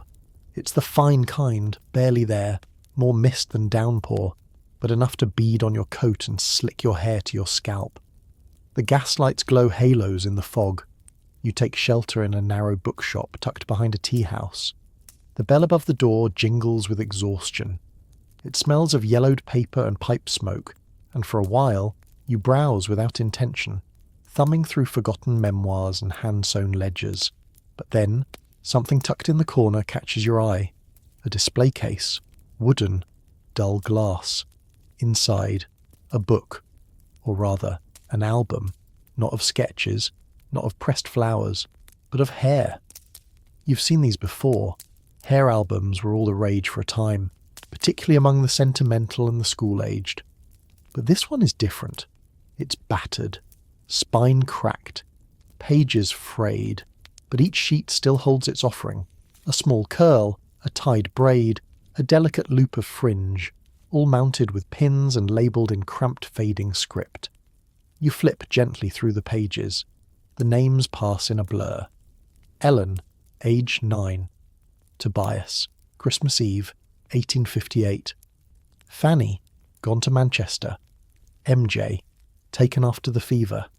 There are dozens, each strand a goodbye, a promise, a marker of something that might otherwise disappear. And then you see a page with no name at all, just a lock of bright red hair tied with green thread, and below it, written in a child's careful scrawl, "Because I didn't want to forget her." The rain patters softly on the window. Somewhere behind you, the bookseller coughs. You sit down on the wooden bench beside the display and realise what you're holding isn't a novelty. It's not Victorian kitsch. It's a graveyard of the living. Not everyone in the album died. Some just moved away. Some grew up. Some vanished into marriage or factory work or emigration, but the hair remained, untouched. A version of them that never aged. This was memory before photographs were cheap, before fingerprints were catalogued, before digital anything, when all you could hold on to was a lock of someone's hair and the hope that it would anchor their image in your mind just a little longer. It worked. You can feel it. The love, the worry, the fear of forgetting. You close the book gently and ask the bookseller where it came from. He shrugs. Box of donations. Estate sale, I think. Most people don't want that sort of thing now. Bit eerie, isn't it? You shake your head. No, it's tender. He raises an eyebrow, amused. Well, if you like that sort of tenderness, there's a better one. He leads you to a battered shelf in the back, reaches behind a stack of ledgers and produces a smaller album bound in velvet, its cover faintly embroidered with a single word. Loved. Inside are just 5 entries, each meticulously labelled, each with a small note. Mother, her hair before the silver. Georgie, the morning of the wedding. Alice, before she stopped writing. And the last, me, before I learned grief. The final lock is grey. You don't ask the price. You just sit with the book for a while, feeling the weight of every name, every ribbon, every silent ache. And it occurs to you that these albums weren't just made to remember others. They were made to remember ourselves. Before the hair changed, before the losses came, before memory began to rust. You leave the bookshop with rain in your collar and something heavier in your hands, the velvet album titled Loved.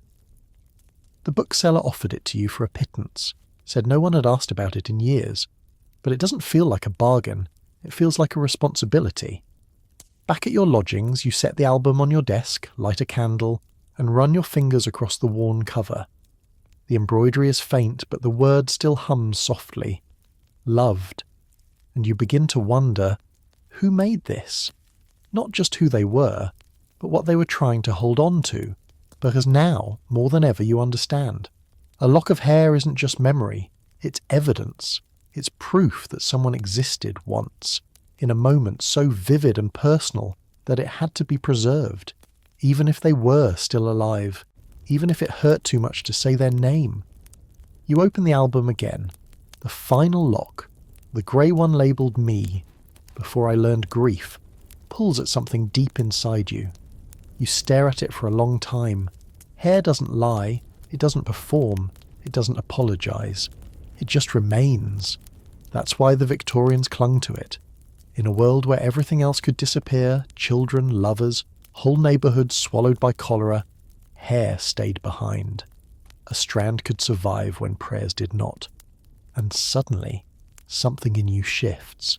You pull out your own folded muslin, the lock you've been carrying, hidden, tucked away, pressed like a secret in the lining of your coat. You unwrap it slowly. The scent is faint now, just a trace of rosewater and smoke. You lay it gently on the desk beside the album. Then, trembling just a little, you open to a blank page. You reach for a pin. No label yet, just the strand, curled softly like a question mark. You affix it to the page and sit back. It doesn't feel like surrender. It feels like ceremony. You think of the girl who wrote, "Because I didn't want to forget her." You think of Clarissa and the daughter no one else remembered. You think of Silas's memory cathedral. You think of Eliza. And then you think of the girl from the Haymarket, the one who sold her braid to survive, the maid who kept a scrap of her own hair beneath the floorboard, the widow who wore her husband's curl near her skin until the ribbon frayed. This album doesn't belong to you, but now it carries a part of you.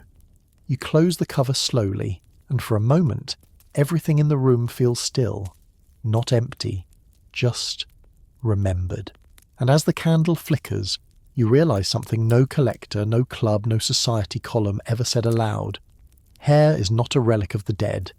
It is what the living used to keep going, one strand at a time.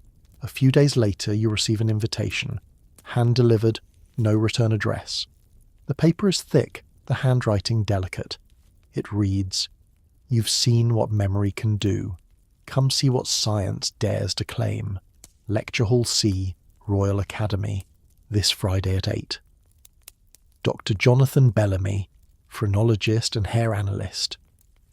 You nearly laugh. Hair analyst? Haven't you already seen enough hair to last a lifetime? But something about the phrasing nags at you. You've seen memory, yes, but science? That's a new thread entirely. So you go. The Royal Academy's hall is all polish and pomposity. Marble columns, red velvet chairs, portraits of stern men staring disapprovingly from the walls. The audience is a strange blend of curious aristocrats, nervous doctors, and giddy pseudoscientists scribbling notes before the lecture even begins. At the front, a tall man in a frock coat adjusts something under a draped cloth. You catch glimpses of polished wood, glass tubes, and what looks suspiciously like a human scalp mounted for display. The lights dim. "Ladies and gentlemen," Dr. Bellamy begins, "you are about to witness a revelation. For too long, we have treated hair as sentimental, decorative, even morbid. But what if I told you it speaks?" A few polite titters. Bellamy is unfazed. "I refer not to metaphor," he continues. "I refer to biology, to temperament, to crime, to destiny." He whips away the cloth, revealing an elaborate contraption. Part microscope, part weighing scale, part something else entirely. A bundle of wires, polished brass dials, and a panel labelled Capillograph number 3. Murmurs rise. You raise an eyebrow. "Behold," Bellamy declares, "a machine capable of reading the moral and intellectual history of a person through the analysis of their hair." You almost walk out. But curiosity pins you in place. A volunteer is called up. A nervous young clerk with a receding hairline. Bellamy snips a strand and places it beneath a glass slide, twisting knobs with the reverence of a priest at an altar. He begins reading from the results as they appear on a ticking needle. Low sulphur content indicates melancholy. Slight iron trace. Likely suffered early fevers. Follicle density. Moderate. Ah, but see here. A bifurcated shaft. Our subject has at some point exhibited dishonesty. Petty theft, perhaps. The audience gasps. The clerk looks as if he might faint. You frown. This isn't science. It's theatre. Phrenology with scissors. But Bellamy isn't alone in his convictions. You overhear a society woman whisper to her companion that she's having all her staff tested next week, just to be sure. You glance around the room and realise the danger. Hair was once memory. Now it's becoming judgment. Bellamy holds up a final sample, a silver lock tied in lace. From a woman once accused of poisoning her husband. Note the split ends. See the dryness along the shaft. Classic signs of emotional instability, borderline hysteria. You grit your teeth. You've held hair from widows, from children, from forgotten girls who gave up everything and never lost their sanity. You've seen courage tangled into curls. You've seen grief sewn into braids. This man sees weakness, and he's not alone. The lecture ends in applause. You slip out early, sickened. On your way out, you pass a pamphlet table. The title on one reads, "The Hair Knows All, Moral inference through follicular study. You take one, fold it carefully, and slide it into your coat pocket, not to keep, but to remember. Even in mourning, even in love, Hare told a story, but now it's being used to rewrite it.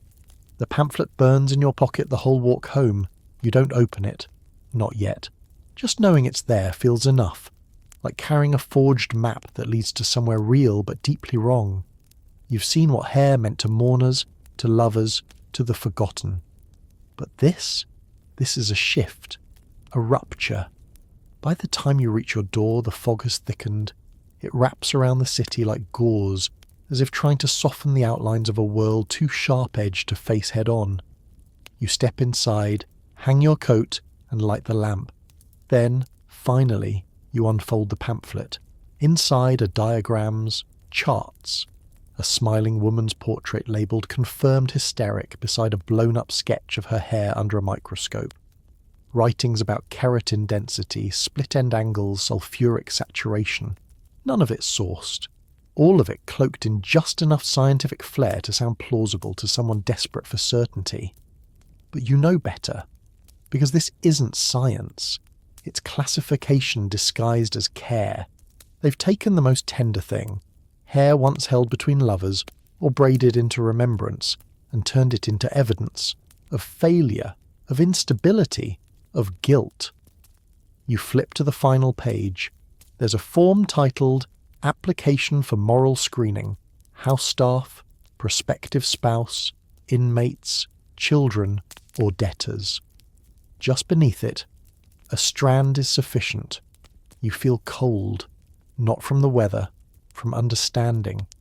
You've been walking through a world where hair meant memory, and now you see that memory is being harvested, not just for jewellery or mourning art or album pages, but for control. How many girls sold their braids in the alley that week, unaware they might be handing over their reputation along with it? How many widows like Clarissa might one day be declared unstable based on the dryness of a keepsake curl?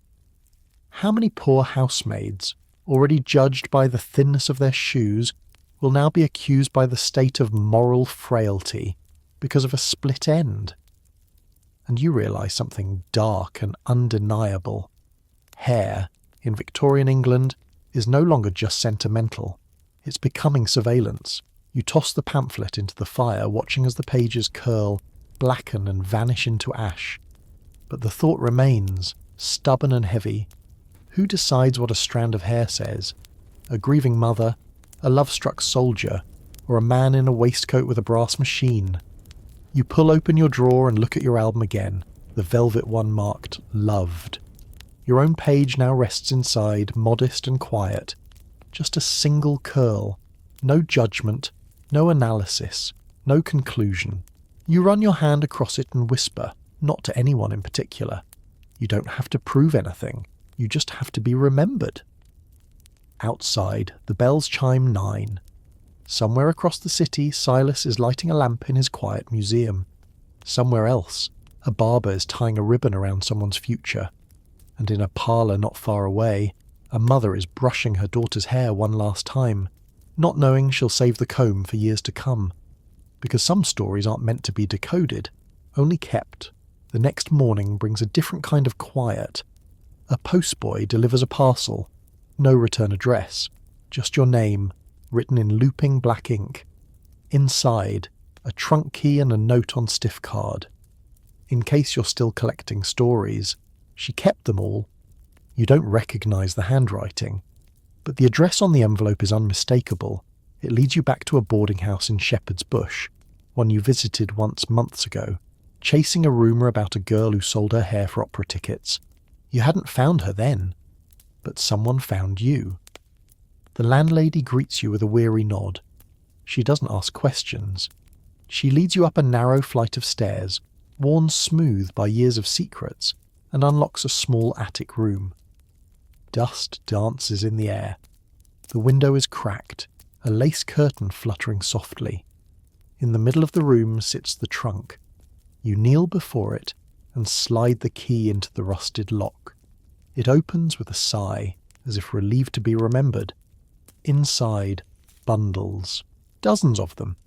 neatly wrapped in paper, tied with ribbon, brown, black, gold, red, streaked with grey, and with each one, a letter, a pressed flower, a tiny object. This isn't hoarding. This is a life told in hair. You pull the first bundle, pale blonde. The ribbon is faded yellow. The note reads, Clara, who sat beside me in drawing class. She laughed whenever I smudged charcoal. I never told her I loved her. She married a man with a moustache and went to Aberdeen. This is from the day she left. You unfold another, chestnut brown, ribboned in green. Dolly.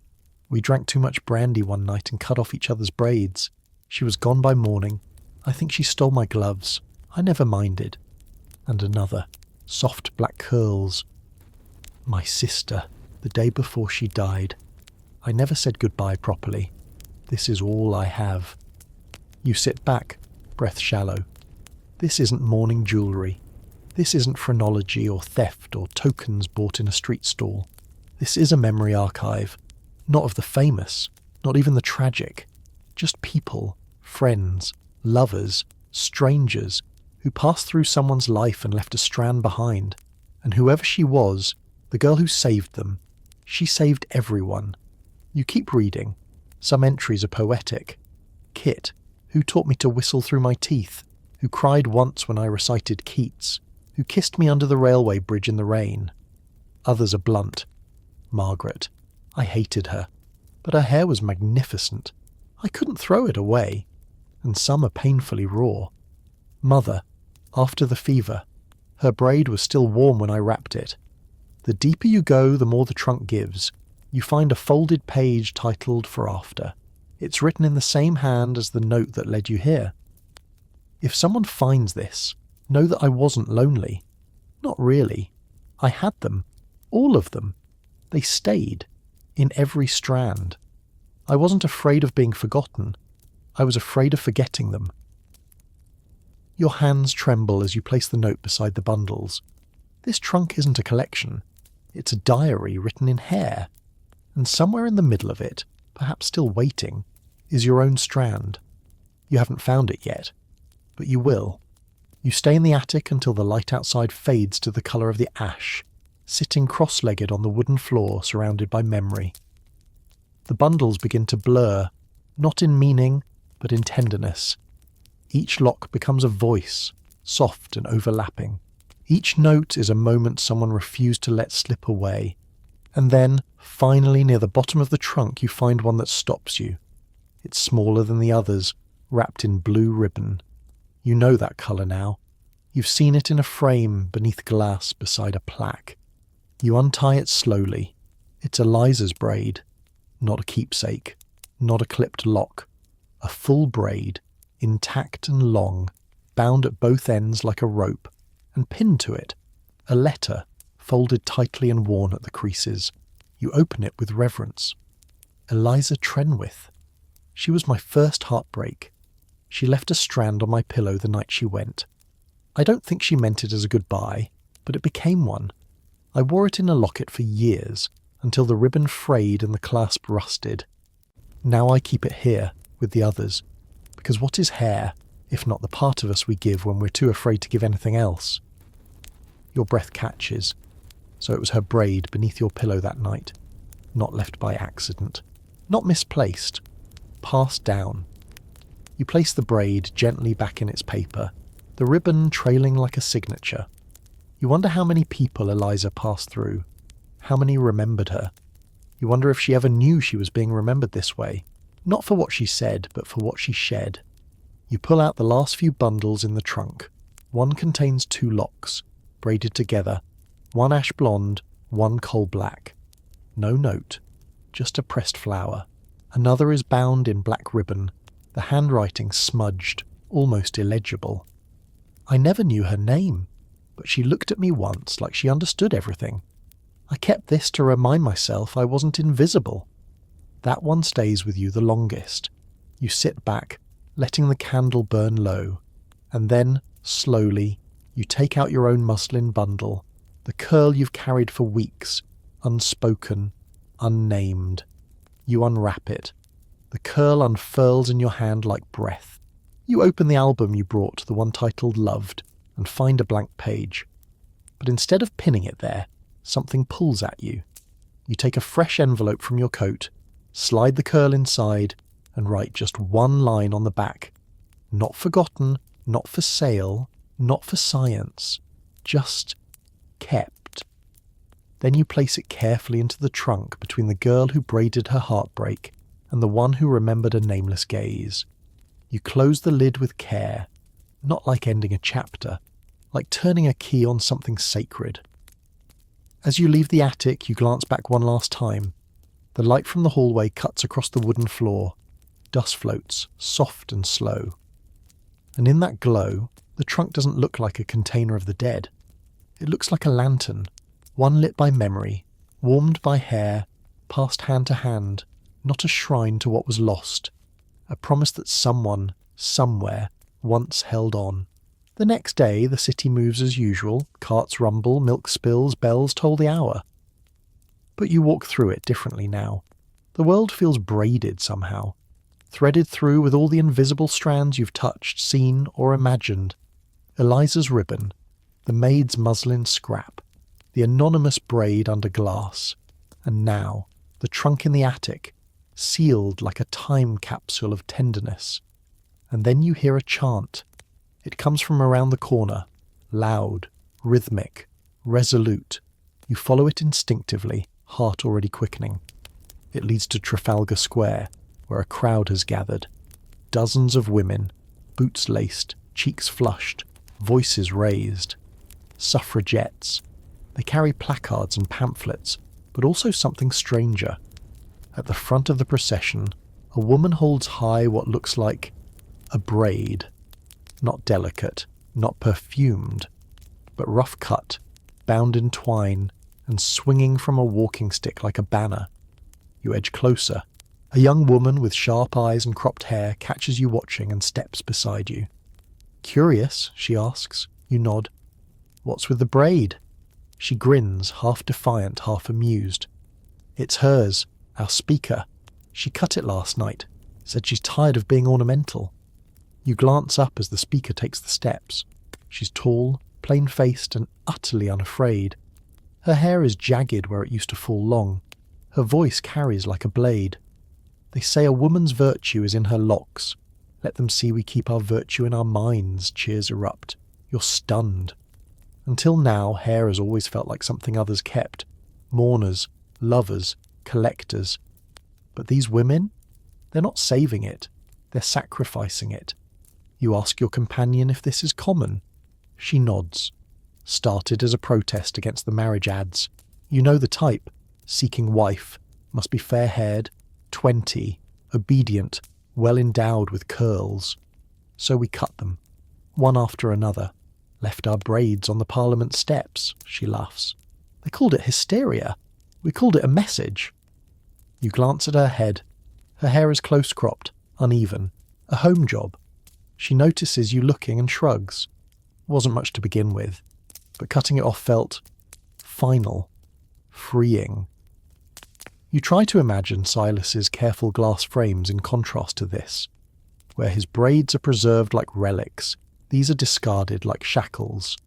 One woman passes you holding a bundle of ribbons. She's collecting the freshly severed locks as more women join. Each time someone hands over their braid, she ties it in place beside the others. By now, it looks like a war standard, a banner made of hair. But it's not morbid. It's alive. A different kind of memory. Not of loss, but of refusal. You step forward, as if to speak, but hesitate. The woman with the walking stick sees the hesitation and offers you a gentle nod. No need to join us if it's not your fight, she says. You shake your head. Oh, I think it is. I just didn't know it yet, she smiles. Then keep your hair, for now. But remember, what we cut off, we also reclaim. She disappears into the crowd. You stand there for a while, watching as braids are raised like flags, and women shout the names of those who told them to stay silent, stay pretty, stay small. Hair, once kept for others, is now being reclaimed for themselves. And you realise something new. In the right hands, a lock of hair is not just a keepsake. It's a weapon. The protest ends as dusk settles in and the crowd begins to drift away. Boots scuffing stone, voices hoarse but satisfied. You remain behind, watching a final few women knot their braids to a length of twine stretched between two lampposts like laundry left to dry. Except this isn't laundry. It's resistance, strung strand by strand. Each lock carries a history, one given in grief, another in love, and now this new kind, cut with intention, without apology. A protest in protein. You walk the line slowly, reading the handwritten tags tied to each braid. No more silence. He never touched me again. Goodbye, miss. Hello, me. For Mary, who didn't live long enough to say no. These aren't relics of mourning. They're refusals. It's strange. All this time you've been looking backward, into trunks, into frames, into albums stitched with ribbons and remembrance. But this is forward. It's raw, defiant, and you can't help but feel a kind of awe. You make your way back through the city, your mind still buzzing. You pass women brushing their hair in dim upstairs windows, their arms tired but deliberate. You pass a barmaid twisting her braid tighter before her shift, unaware of how much it says. You pass a boy sweeping hair from a barber's floor, curls and clippings all jumbled, unlabelled, unclaimed. And then you remember Silas. So that evening, you return. His museum glows faintly from within, warm against the dark. He opens the door without surprise, as if he expected you. You step inside and place something gently on his work table. A brown braid tied with green ribbon. It's not mine, you say. But it shouldn't be in a trunk either. Silas lifts it reverently. Do you know her name? You shake your head. But she once loved someone who remembered. He doesn't ask more. He doesn't need to. Instead, he opens a drawer labelled Unspoken. He adds the braid beside others, each wrapped carefully, waiting for a story that may never come. And yet, even unnamed, they're protected here. Not as exhibits, but as witnesses. Before you leave, you ask him something that's been pressing against your ribs since the protest. Do you think it's right? What they're doing? Cutting it off? Leaving it behind? Silas thinks for a moment. Then, there are two kinds of memory, he says. One we keep to hold on. The other, we make when we finally let go. He places a gentle hand on the braid you brought. Both belong here. You nod, stepping back into the night. The city feels quieter now. Not silent, settled. Like a braid pulled tight, finally loosened at the end of the day. You run your fingers through your own hair. Not in vanity, not in grief. Just to remind yourself it's yours. And tomorrow, maybe you'll keep it. Maybe you won't. But whatever you do, it will be your choice. Because you've seen what hair can do. It can mourn. It can love. It can whisper. It can scream. And tonight, as you drift off to sleep, you feel all of it. Not heavy, but braided softly into your breath, like a story waiting to be told. You awaken to a knocking. 3 sharp taps on the door, precise and oddly urgent. It's barely past dawn, and the city hasn't yet begun its usual clatter. When you open it, a man in a grey coat stands there, face drawn, eyes tired. He introduces himself as Dr. Whitcomb, head physician at a private sanitarium just beyond the city's edge. He's heard of you. From Silas, he says. He thought you might want to see this. He hands you a folded letter. The handwriting is unfamiliar, but the signature at the bottom stops your breath cold. Eliza T. The letter is short, just a name, an address, and 1 line. It didn't stop growing. You don't hesitate. By midday, you're outside a quiet estate surrounded by thick trees and silence too orderly to be natural. The sanitarium looms large. Stone walls, iron gates, windows too narrow for escape. A world built to hold what society doesn't understand. Inside, the doctor walks you down a corridor lined with waxed floors and faces turned away. He speaks low. She's been here 2 years. No family, no visitors, no diagnosis that satisfies anyone. He pauses, but she's calm, gentle, and she asked for you. You enter her room with careful steps. Eliza is sitting by the window wrapped in a thin shawl, her back to you. Her hair is braided loosely down her spine, longer than it should be, much longer. So long, in fact, it pulls slightly on the floor beside her bare feet. She doesn't turn when she speaks. I knew you'd come. Her voice is calm, clear, no tremor, no madness. You ask if she wrote the letter. She nods. They said I was ill, that my fixation was unnatural, that mourning had become a sickness. Her fingers lift the end of her braid and twist it slowly, rhythmically. But all I ever did was remember. You sit across from her. She finally meets your gaze. I kept their hair, she says, all of them. I stitched them into my hems, wove them into my corsets, slipped strands under my pillow. It was never obsession. It was devotion. She speaks of her sister, lost to typhoid, her father, whose beard was cut before burial, her childhood friend drowned in the Thames. One day, she says, I dreamt of them all, and when I woke up my hair had grown an inch. You almost laugh, but something about the way she says it, utterly certain without a hint of fantasy, roots you to the spot. And then it happened again. The doctors tried everything, cut it short, locked away her combs, accused her of tying in extensions, of hiding hair beneath her pillow and pretending. But it always grew back, even faster. I stopped fighting it, she says. I let it grow. It's not mine anymore, not entirely. She runs her hands through it now, slow, reverent. I think it belongs to all of them. You don't speak for a while. You've seen grief turn to wreaths, love turn to jewellery, protest turn to braids. But this is grief grown wild, unfettered. A root system of memory no one could tame.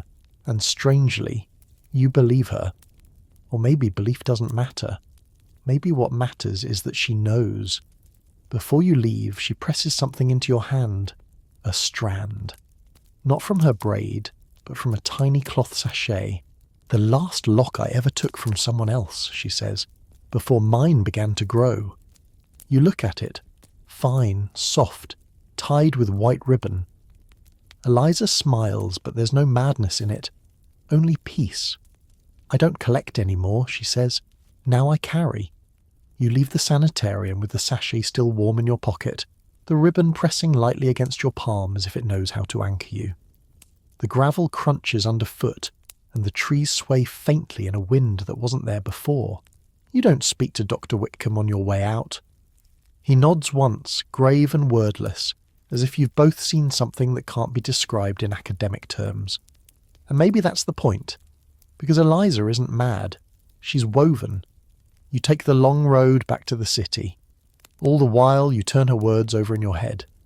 I don't collect anymore. Now I carry. You pass a boy chasing his hat across a puddled street, a washerwoman hanging wet dresses that drag the ground, a barber sweeping curls into the gutter, and with each step the world seems threaded through with a strange shimmer, like invisible braids connecting everyone. Not literally, not magically, but undeniably. You start to wonder if Eliza's hair isn't just hers anymore because none of ours truly is. You arrive home late, candlelight already licking the windows, and you open your album again, Loved. You flip past the strands you've pressed there. The one from the trunk, the one you left unnamed, the one you tucked in during Clarissa's quietest hour. Each has a voice now, not loud, not clear, but present. Then, gently, you add Eliza's final gift, the strand from the sachet. You don't label it. There's no need.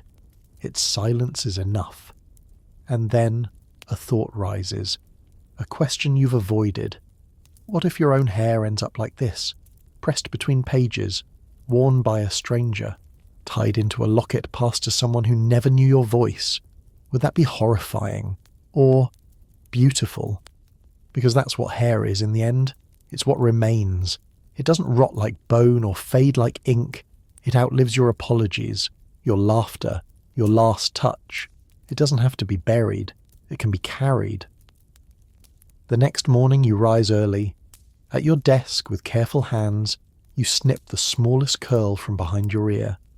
It feels strange, not painful, but intimate, a part of you, and not. You fold it in tissue. You press it into the last page of your album. You write, "For whoever needs to remember me," without knowing why. You close the book, not as an ending, as a gift. Because some things aren't saved for their story. Some things are saved so that someone else someday can begin one. Weeks pass. Not many, but enough for the streets to change coats. The rain arrives differently now, heavier, more sure of itself. Umbrellas bloom like bruises along the footpaths, and chimney smoke starts to smudge the sky in earnest. Inside parlours and tenements, hair is being dried, brushed, bound, trimmed. Quiet rituals that go unnoticed until someone is gone. But not for you, not anymore. You start to see hair everywhere. Not just on heads and brushes, but in meanings. You notice how widows still wear locks in jet lockets, how orphaned girls clutch plaits cut from mothers long buried, how even in the gutters, swept away with dust and peelings, hair glints stubbornly, unforgotten. You begin asking questions, not as a collector, not even as a historian, as a witness. One morning you visit a midwife in Bethnal Green. She shows you a ribboned box buried beneath layers of cotton and ash. From stillbirths, she says, mothers ask to keep something. This is what I give them. Later you speak to a mortuary barber. He tells you how he shaves men before their final viewing, but always leaves one curl untouched. For their sweethearts, he mutters, eyes downcast, even if they never had one. You find a laundress who unpins strands of golden hair from collars as she works. She keeps a tin of them, unclaimed beauties she calls them. Sometimes she thinks they whisper. And then there's the woman in Whitechapel, who runs a second-hand shop. You're browsing old coats when she gestures you over. "I know what you're after," she says. From behind the counter she pulls out a small book bound in navy cloth. Not paper pages, but felt. And stitched into each felt square is a single lock of hair. Brown, blonde, black, red, grey. Straight, curled, coarse, fine. Hundreds of them. You flip carefully. On each page, a name and a date. Apprentices, she tells you. All the ones who passed through the old mill, before the fire. You glance at the final pages, scorched at the edges. How did this survive? She shrugs. Someone ran back in to get it. You ask, why? It's just hair. She looks at you hard. No, it's the only part of them that never burned. The book feels hot in your hands, even now. You don't ask for it. You know it's not for sale, but she lets you hold it anyway. A moment. A memory. The weight of 100 vanished names stitched quietly into wool. You leave the shop and step back into the fog, the felt book's phantom warmth still lingering in your palms. The air smells of coal and cabbage and rain-soaked wool. But beneath it all, you swear there's something else. Ash, or memory. You don't go straight home. Instead, you walk without direction, as if the city itself might guide you. And somehow, it does. You pass a church where women are tying black ribbons to the gate. Mourning, perhaps, or protest. It's unclear, but each ribbon is pinned with a single strand of hair, blonde, chestnut, pepper grey, a silent vigil in keratin. You walk on. In a narrow alley behind a cobbler's, you find a small paper pinned to a wall. Hair wanted. Clean. Long. No lice. Fair price paid. Next to it, another. Hair exchanged. Yours for theirs. Memory for memory. Discretion assured. You're not sure which chills you more. Further along, a beggar woman sings softly beneath a gas lamp. Her hair is gone, shaved to the scalp, but her shawl is thick with tassels made from someone else's curls. She sees you looking and smiles. Better than starving, she says, or forgetting. And then, like a benediction. We're all made of threads, love. Just some of us know it. By the time you reach your door, the sky has gone violet and the moon is rising like a coin lost in the laundry. You light a candle and pull your album from the drawer, but this time you don't open it. You set it beside your bed, and for the first time you wonder if you've become a collector after all. Not of hair, but of stories. Because every strand you've touched has changed you. Each lock a door, each ribbon a whisper, and in the silence of your room, you start to understand something Eliza tried to teach you. Hair isn't memory. It's the invitation to remember. That night, you dream of threads. Not tangled, not knotted, just drifting, gently, across time. A schoolgirl's plait becomes a soldier's sideburn. A widow's bun becomes a child's lost curl. And you walk through it all, brushing them lightly as you pass, until your fingertips glow with quiet warmth. When you wake, the candle has gone out, but you feel kept, as if someone, somewhere, has pressed you into a book. You receive a letter, no return address. The envelope smells faintly of lavender and something older. Pressed wood, maybe, or attic dust. Inside, a folded note written in careful copperplate script. There's a woman in Brixton. She makes portraits, but not with paint.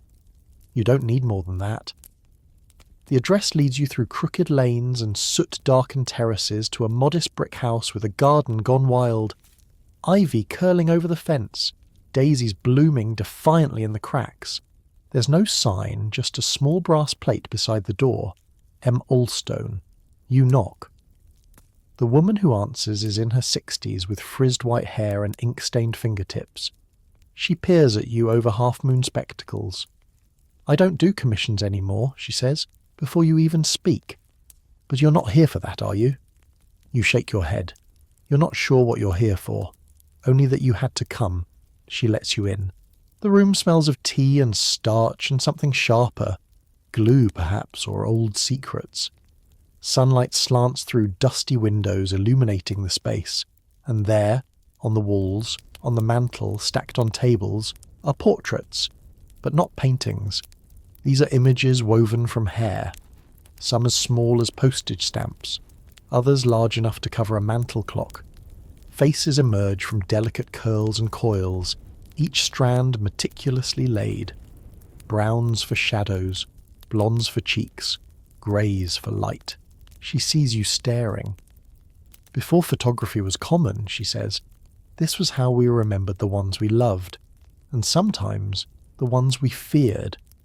She points to one on the far wall, a stern-faced man in profile, his jaw sharp, his eyes hollow. "Widow brought me that," she says. "Didn't want to forget what cruelty looked like." You look closer.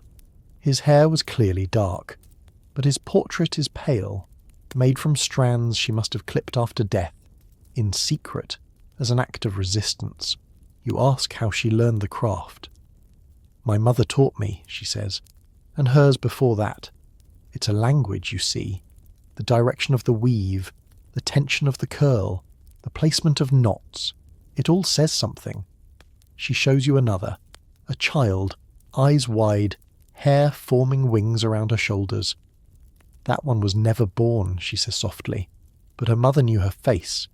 You run your hand near the portraits, not touching, just hovering. Each seems to hum with presence like a string pulled tight. "You don't frame people," you whisper. "You summon them." She smiles. Close enough. She brings out a box from beneath a desk. Inside are dozens of labelled envelopes, each containing locks sent by strangers. Some come with stories, some arrive anonymous. She keeps them all. "Everyone thinks I make memorials," she says, "but I don't."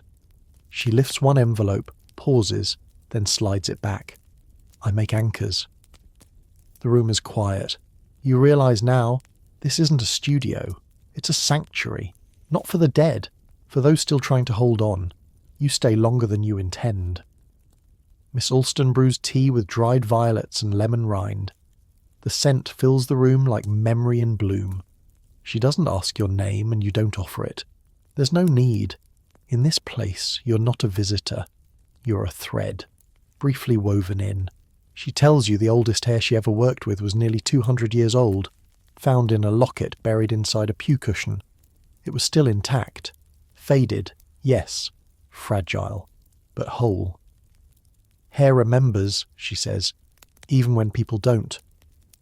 You wonder how many stories she has assembled strand by strand, how many lovers lost, children mourned, enemies immortalised in coils and curls and knots, not painted with brushes, but with grief, with hope, with obsession. You reach into your coat. You didn't mean to bring it. But somehow, the sachet Eliza gave you, her last collected lock, has found its way into your pocket again. You set it gently on the table between you. She lifts it with reverence, hands careful as a priest's. Then, unexpectedly, she doesn't ask whose it was. She asks, do you want to keep her close or let her go? You blink.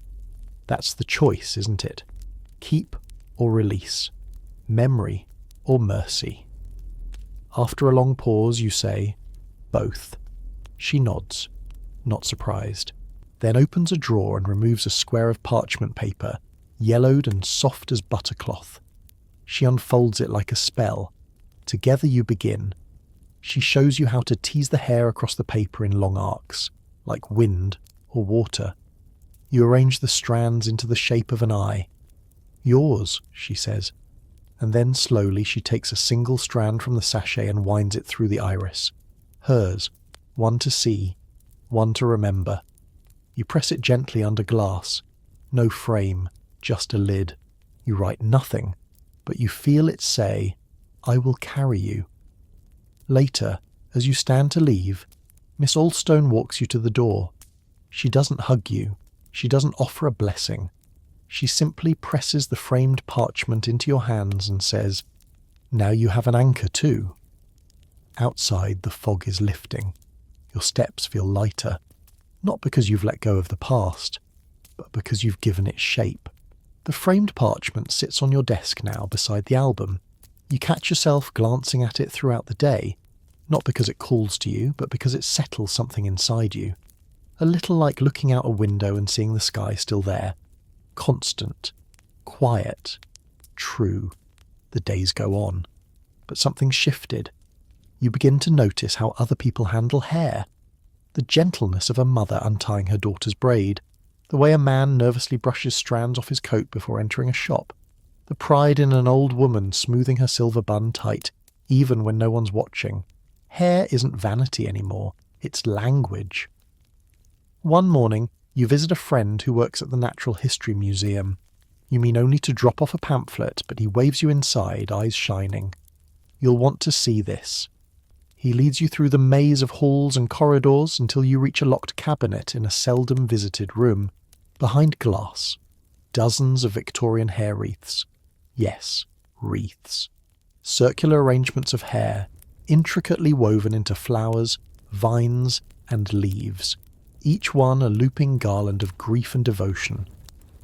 This one's from 1853, your friend says. Every petal made from a different family member.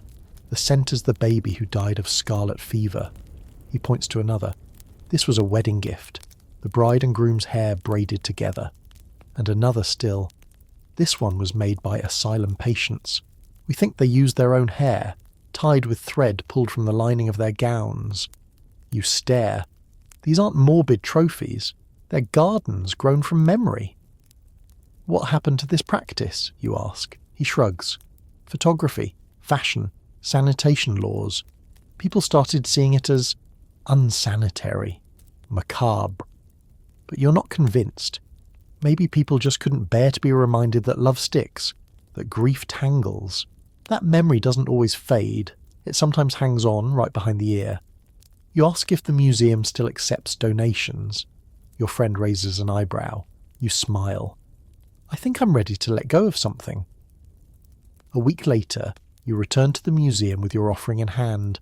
It's not grand, just a small oval frame, the eye-shaped piece you made with Miss Allstone.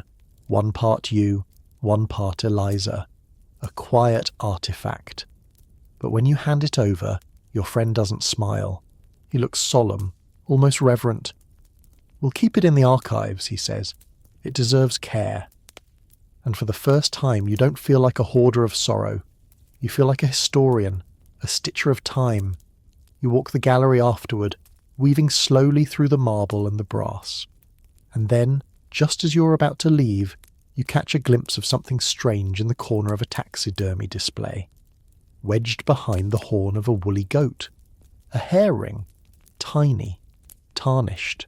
Almost forgotten. You ask a docent about it. "Oh, that?" she says, brushing it off.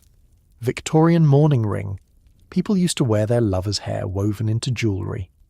But she says it like it's a curiosity, a footnote. You nod, say nothing.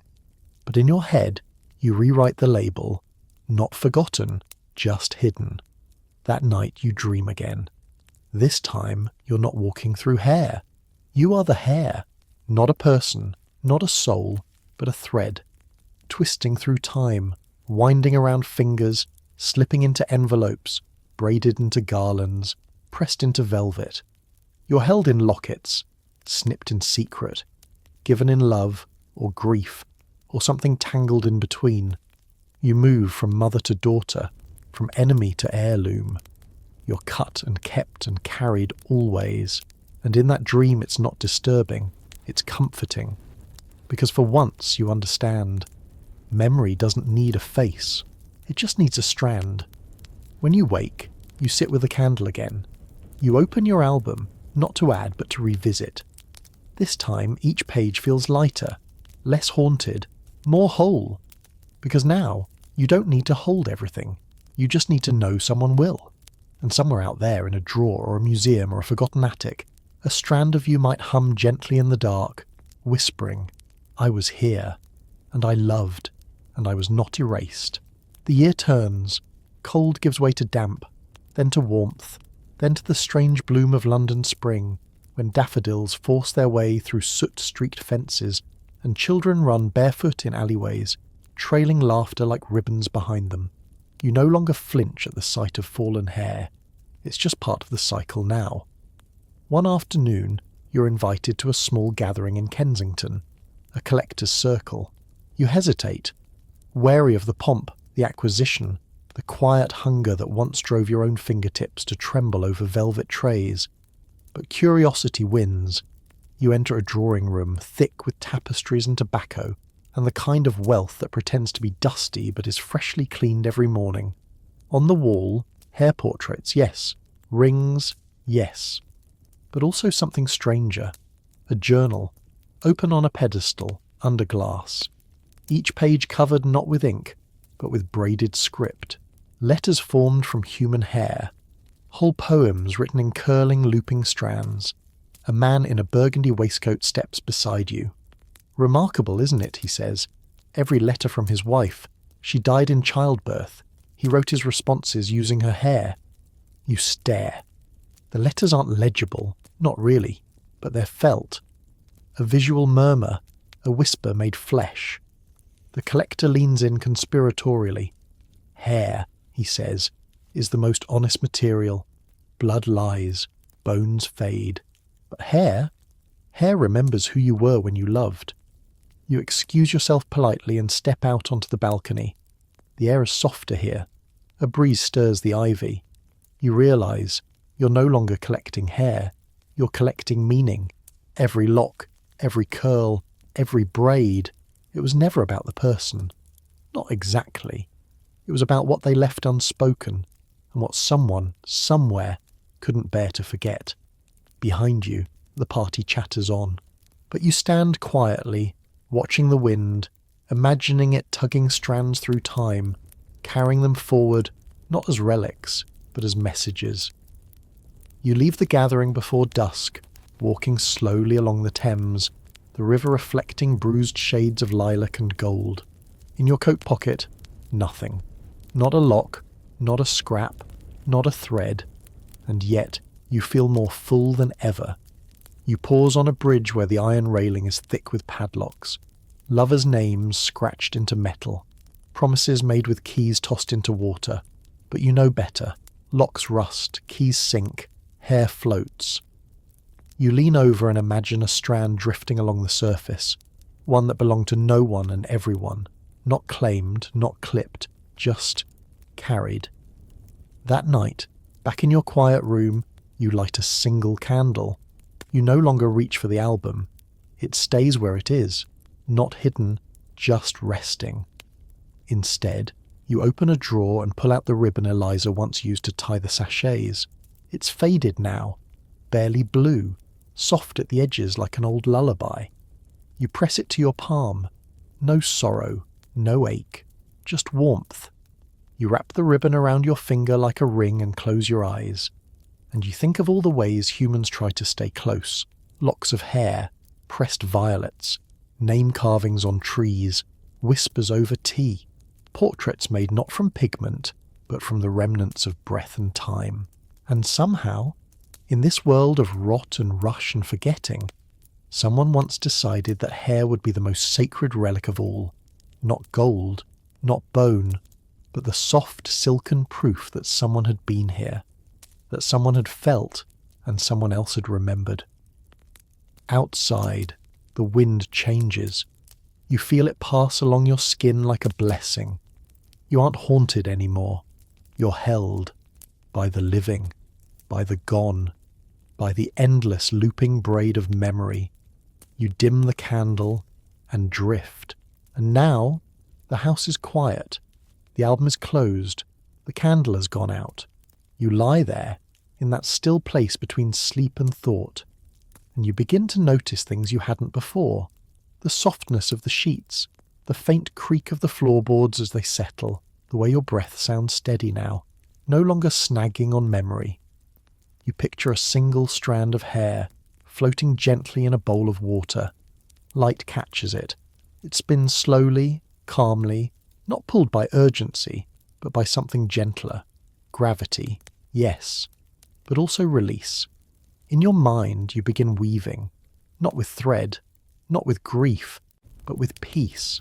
A quiet loop for that person you never quite said goodbye to. Another for the ones who never knew how much they meant. One more, just for you. For the parts you've lost and the ones you're still finding. And somewhere, in a little box tucked behind a wardrobe, or an old album waiting on a shelf, those strands rest too. Not as relics, but as reminders. That love never really leaves, it just changes shape. Let that thought cradle you now. You're not alone. You're part of something long and soft and unbroken. A thread that winds through centuries, through sorrow and celebration, through silence and song. And tonight, you felt it too. So exhale, gently now, sink, and let that invisible braid hold you just a little longer as you drift into the quiet.